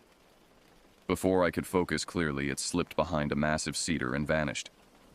My heart hammered against my ribs as I grabbed my pack and ran, abandoning all pretense of calm. The trail descended sharply, and twice I fell, sliding on wet leaves and snow before regaining my footing. Pain shot through my ankle after the second fall, but adrenaline pushed me forward. I rounded a bend in the trail and saw the emergency shelter ahead, a simple wooden structure with 3 walls and a slanted roof, open on one side to the forest. I staggered toward it, flinging my pack inside and collapsing on the wooden platform that served as its floor. Only when my breathing slowed did I realize I'd made a critical error. The shelter offered minimal protection. Worse, it trapped me against the mountainside with only one direction for escape. If something approached, I'd have nowhere to go. But I couldn't continue. My ankle had swollen against my boot, and daylight was fading fast. I had no choice but to spend the night here and reassess in the morning. I unpacked efficiently, setting up my sleeping system inside the shelter and gathering firewood from the surrounding area.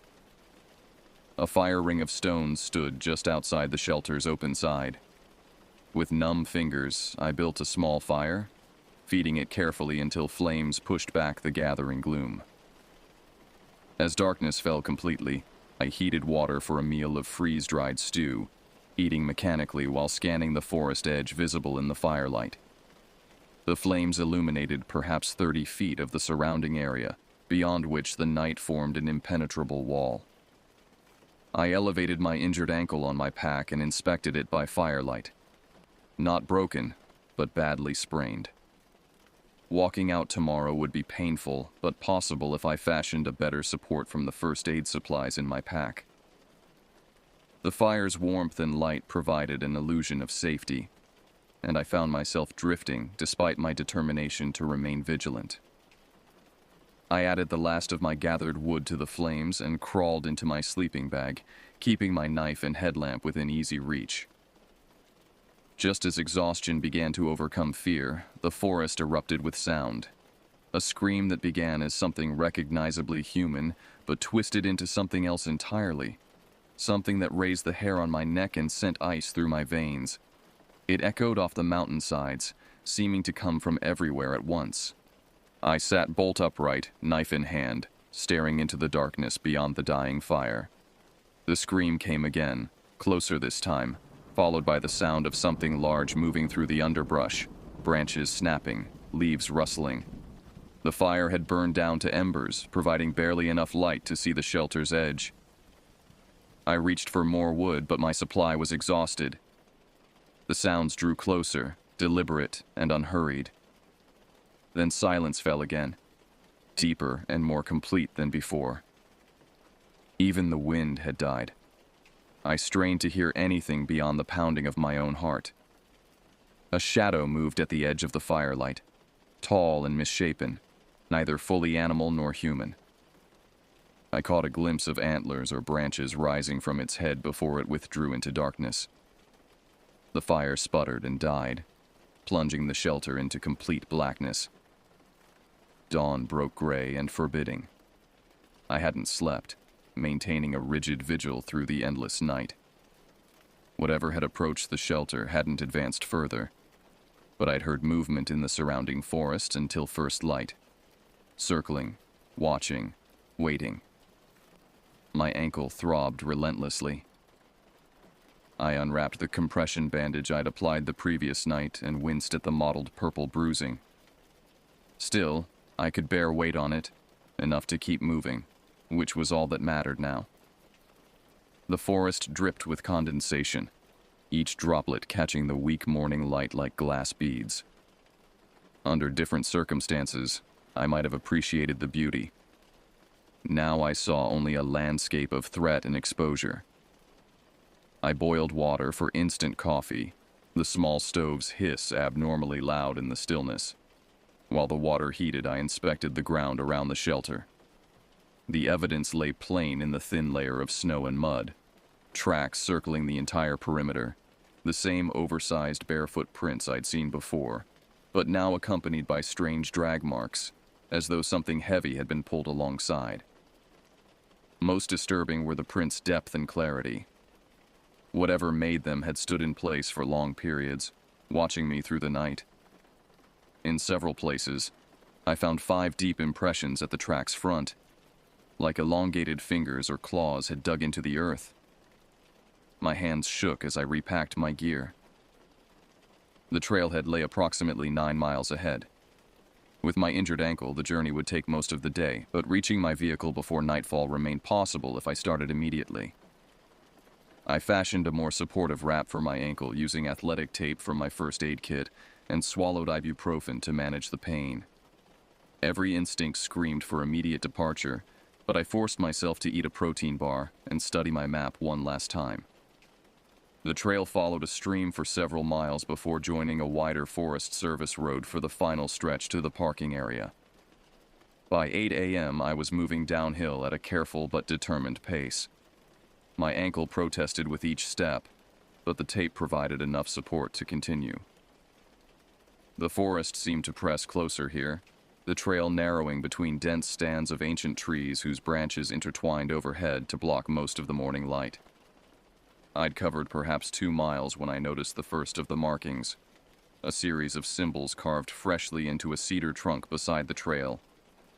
They resembled no alphabet I recognized, composed of angular lines and curved elements that seemed to shift and rearrange themselves when viewed too long. Similar markings appeared on trees at irregular intervals for the next half mile, always facing the trail, always freshly carved. Around mid-morning, the trail joined the stream I'd seen on my map, and I paused to refill my water bottles. The rushing water provided temporary relief from the forest's oppressive silence. As I filtered water, movement on the opposite bank caught my eye, a flash of something pale moving upright through the trees. I stood quickly, scanning the area, but saw nothing conclusive. I continued downhill with renewed urgency, no longer concerned with stealth. My ankle had settled into a dull, persistent ache that I could manage as long as I didn't misstep. According to my GPS, I'd covered nearly half the distance to the trailhead, 4 miles down, 5 to go. The trail narrowed further, hemmed in by dense undergrowth on both sides. In places, branches had been deliberately arranged to form arches over the path. Too regular to be natural, too recent to have been there when I hiked in 2 days earlier.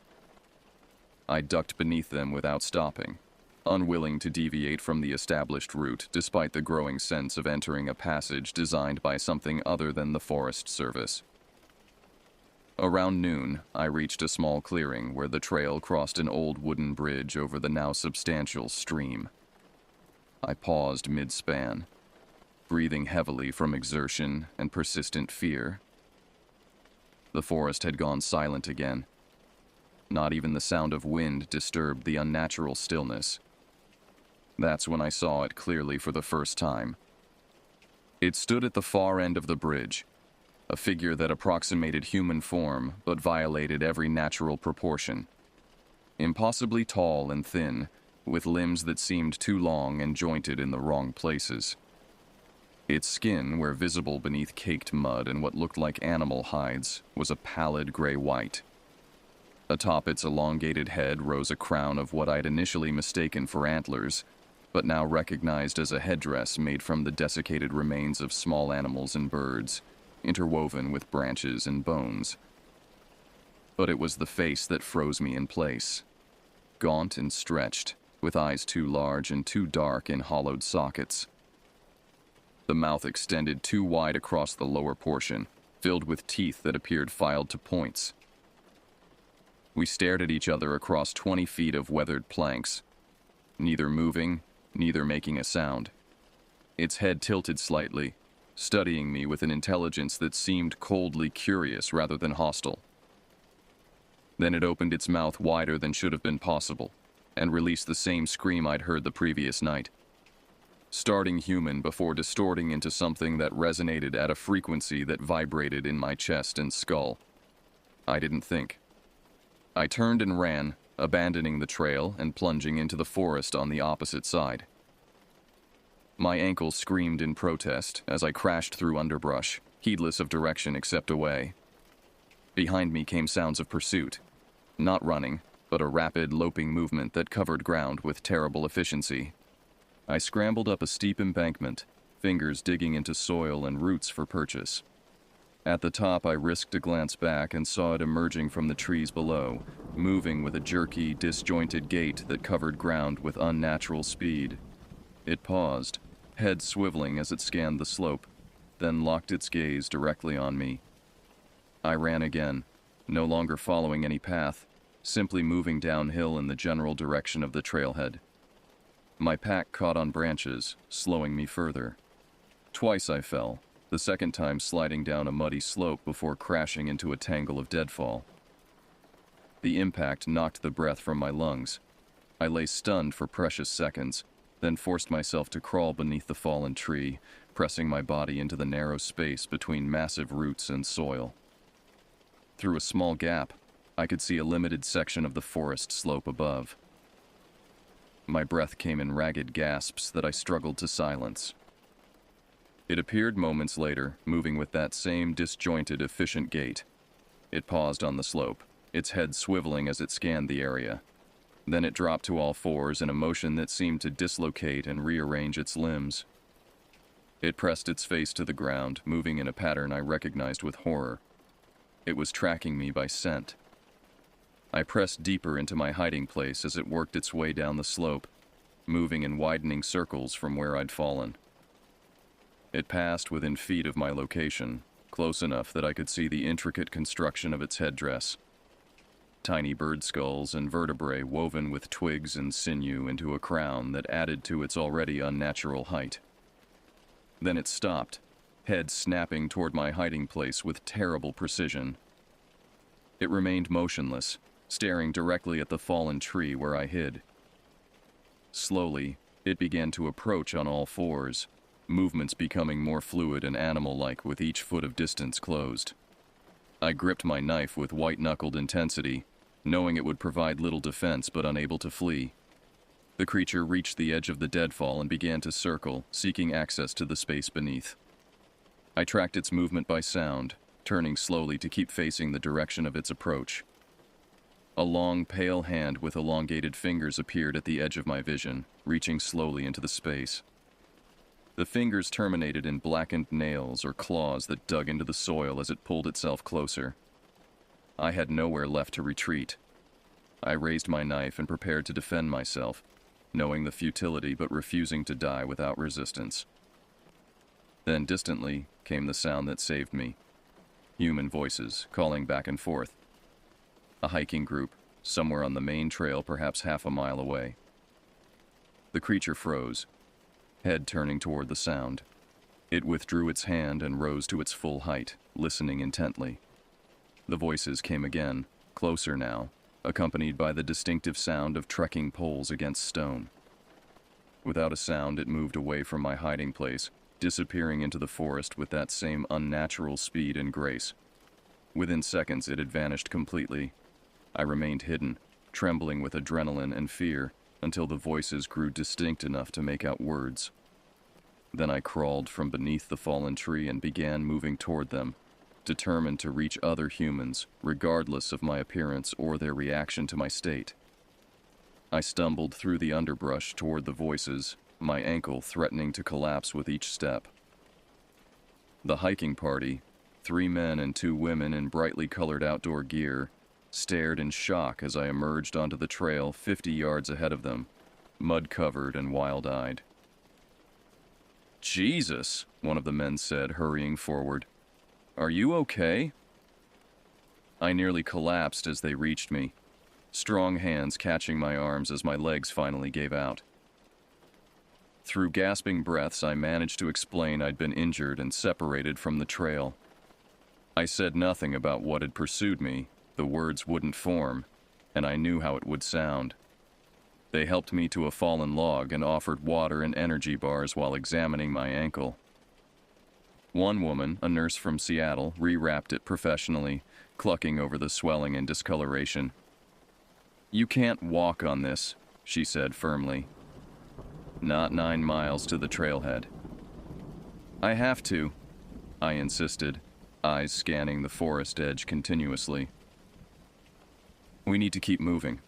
It'll be dark in a few hours." They exchanged concerned glances but agreed to help me down the mountain. 2 men flanked me, allowing me to use their shoulders for support while the others carried portions of my gear. We moved slowly but steadily, the group maintaining cheerful conversation that felt surreal against the horror of my previous hours. I kept glancing behind us, expecting to see that tall, misshapen figure emerging from the trees. The hiking party attributed my jumpiness to pain and the trauma of getting lost, offering reassurances that we'd reach the trailhead well before dark. They were wrong. My pace, even with assistance, slowed our progress dramatically. The light began to fade while we still had nearly 3 miles to go.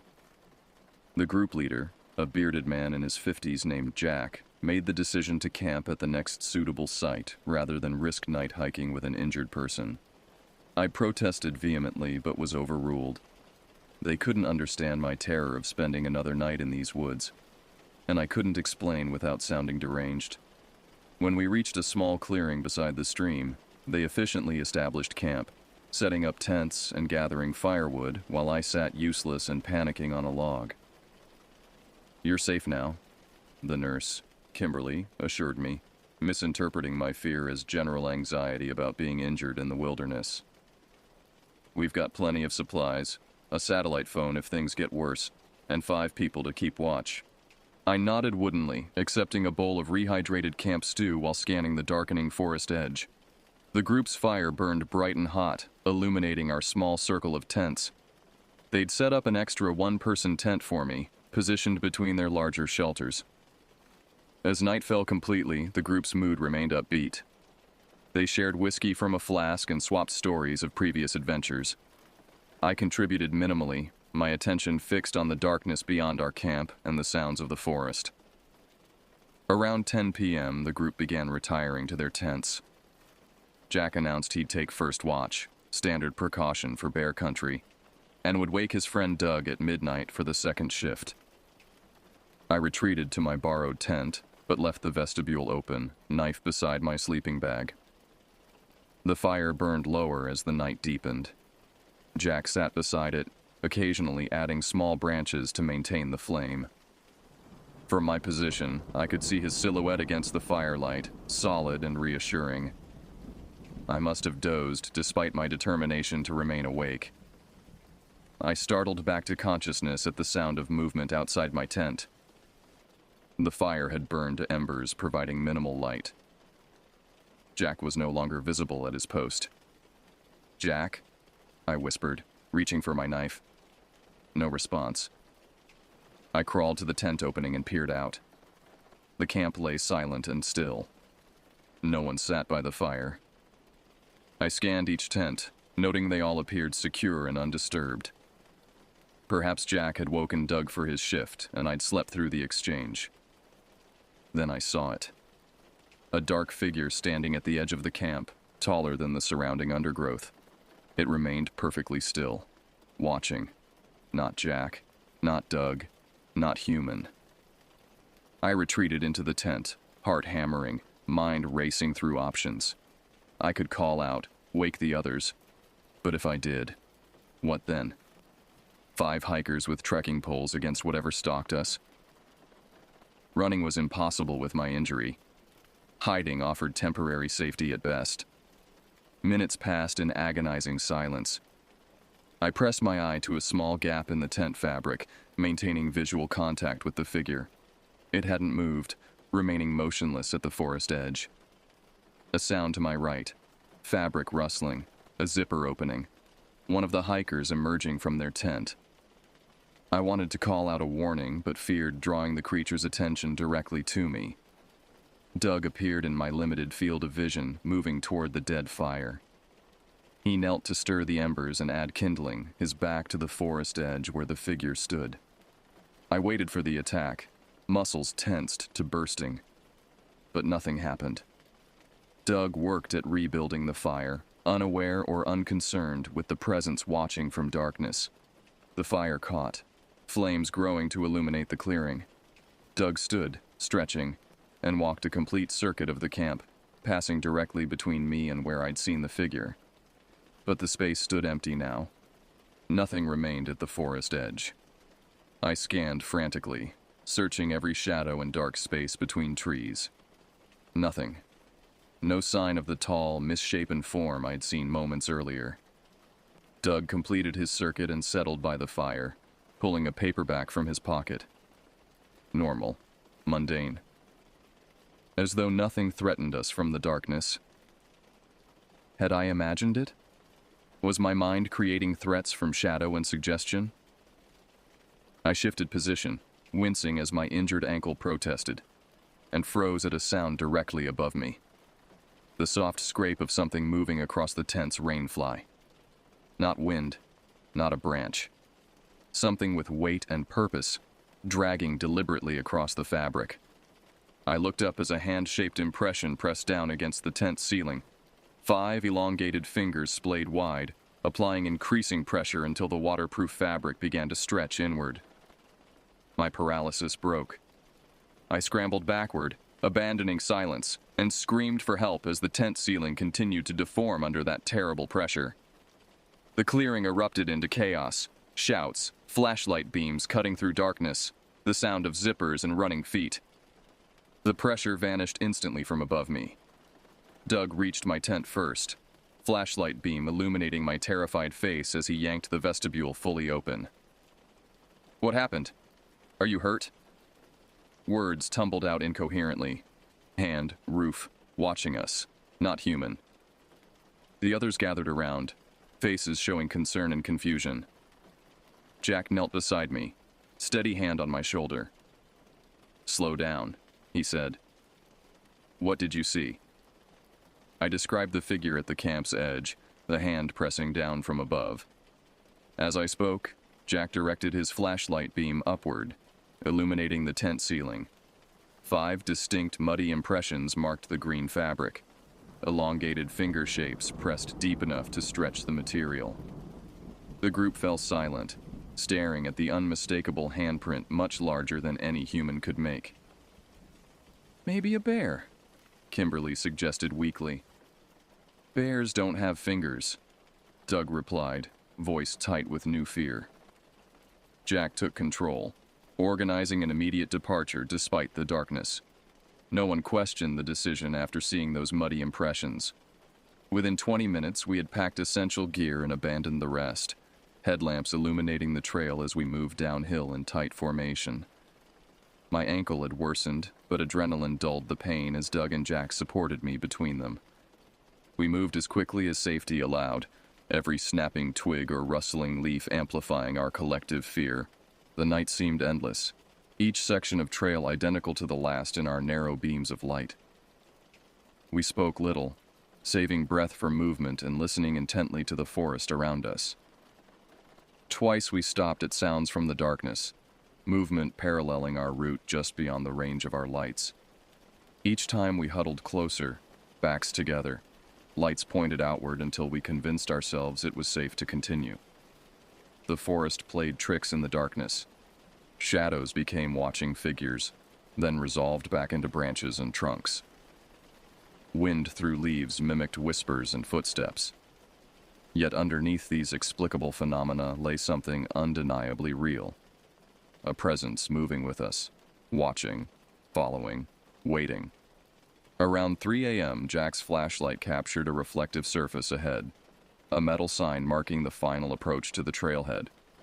New energy surged through our exhausted group as we recognized how close we were to safety. That's when we heard it. That same scream that began as something recognizably human before twisting into something else entirely. It came from directly behind us, close enough that we felt its vibration in our chests. "Run!" Jack shouted, abandoning caution.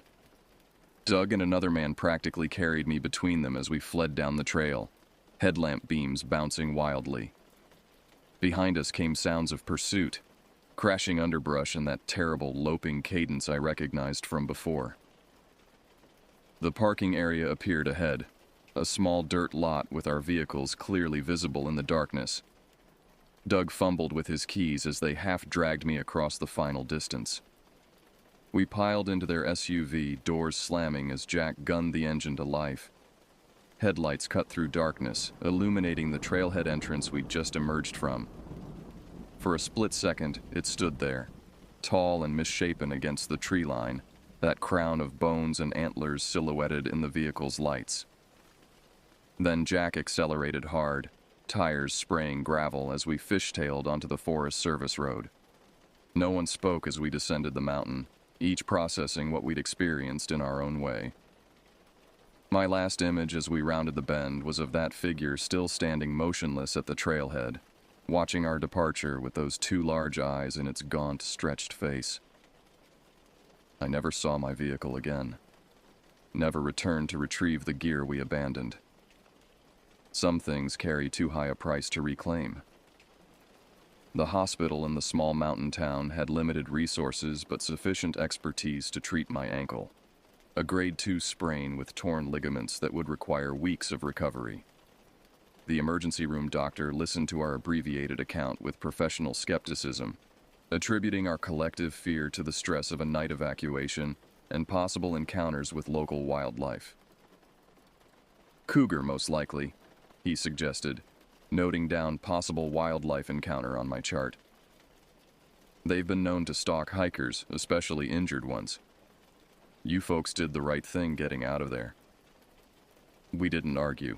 The sterile brightness of the hospital had already begun dismantling the horror of our experience, reducing it to something that could be filed away as a wilderness misadventure rather than an encounter with something that shouldn't exist. Jack arranged for a ride back to Seattle for me, refusing my offers of payment. "Hikers take care of each other," he said simply. We exchanged contact information with promises to meet for drinks once I'd recovered. Promises I suspected neither of us intended to keep.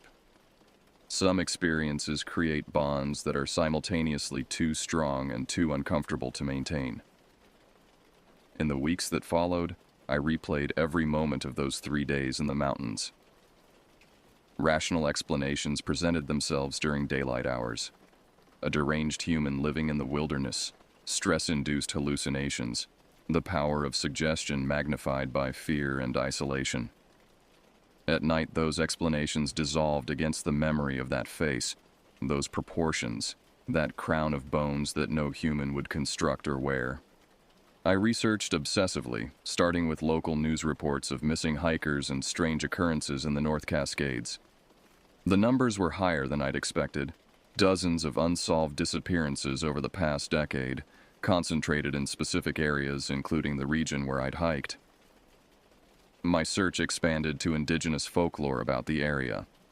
The skinwalker, a human who, through dark ritual, could transform into animal or hybrid forms, appeared in many southwestern tribal traditions, but similar entities existed in Pacific Northwest lore. The Stick Indians of Salish mythology, the Wendigo of Algonquian stories, malevolent forest spirits that mimicked human form while hunting human prey. I found an obscure ethnographic study from the 1950s that documented stories from tribes native to the Cascade region. They spoke of territories where even experienced hunters wouldn't travel, places where the one who watches from trees made its home. The descriptions matched with terrible precision what I'd encountered: unnaturally tall and gaunt, crowned with bones, moving with inhuman speed and grace. The tribe maintained strict taboos about these entities. Speaking of them directly could draw their attention. Making eye contact, as I had on the bridge, created a connection that would persist until one party was dead. Most disturbing was their description of its hunting pattern. It didn't immediately kill those it targeted, but instead followed them for days, studying their movements, learning their weaknesses, driving them toward isolation and madness before finally taking them. I contacted Jack 6 weeks after our evacuation, breaking my own resolution to leave the experience behind. He sounded uncomfortable on the phone, but agreed to meet at a downtown bar where the press of humanity provided reassurance against the irrationality of our fears. "The others don't talk about it," he said after his second whiskey. "Doug has nightmares sometimes. But otherwise, we've all just compartmentalized." "But you saw it," I pressed, needing confirmation I wasn't alone in my experience. Jack stared into his glass for a long moment. "I saw something," he finally admitted. "On the trail that night, when we were running. I was last in line, and I looked back." He trailed off, then drained his whiskey in a single swallow. "It's easier to call it a bear or a cougar or a crazy homeless person. Harder to function if you believe there are things in this world that don't fit any category we have names for." I nodded, understanding his need for rational frameworks. "Have you been back out? Hiking, I mean." "Not yet." He signaled for another drink. "Spring, maybe. Somewhere with wide open spaces and lots of other people on the trail." I never returned to the mountains. My camping gear remained in storage, a silent reminder of a world I'd glimpsed but could no longer comfortably inhabit. I moved to Chicago 3 months later, telling myself the decision had nothing to do with putting distance between myself and the forests of the Pacific Northwest. For nearly a year, I convinced myself the experience had been exactly what the doctor suggested: an encounter with regional wildlife distorted by fear, isolation, and injury. I resumed normal life in my new city, the memories fading with time and distance. Then last week, I received an envelope with no return address, postmarked from the same small mountain town where I'd been treated. Inside was a newspaper clipping reporting the disappearance of a solo hiker in the North Cascades National Park. The area of disappearance corresponded exactly with where I'd camped that first night. Beneath the clipping, written in unfamiliar handwriting, "It remembers you." That night, I woke to sounds on my 6th-floor apartment balcony, a soft rhythmic tapping. 3 beats, then 2, repeated. I lay frozen in bed, unwilling to approach the window or call police who would find nothing and attribute my fear to an overactive imagination. The tapping continued for hours, stopping only when dawn broke across the Chicago skyline. I've heard it every night since, always starting around 3 a.m., always the same pattern. Last night I finally gathered courage to approach the window, pressing my face close to the glass to peer onto the darkened balcony. It stood waiting on the other side, separated from me by only a thin pane of glass, gaunt face stretched into what might have been a smile, revealing those filed, pointed teeth. The crown of bones and antlers scratched against the ceiling as it leaned closer, breath fogging the glass between us. Its elongated finger tapped against the window. 3 beats, then 2. I'm leaving Chicago tomorrow, though I know distance won't matter. What I saw in those mountains has followed me across a continent, patient and persistent. It will continue following until it decides the hunt has continued long enough. If you're reading this, understand one thing. There are spaces in our world where boundaries thin between what we know and what we've forgotten to fear. If you find yourself in such places, where silence falls too completely and shadows move against the wind, don't look too closely at what watches from the trees, and if you see it clearly, never meet its gaze. It remembers. Note: if you found this account in my belongings, I've likely become another statistic, another unexplained disappearance that authorities will attribute to accident or misadventure. Don't look for me in the wilderness. What walks there wearing my face won't be me anymore.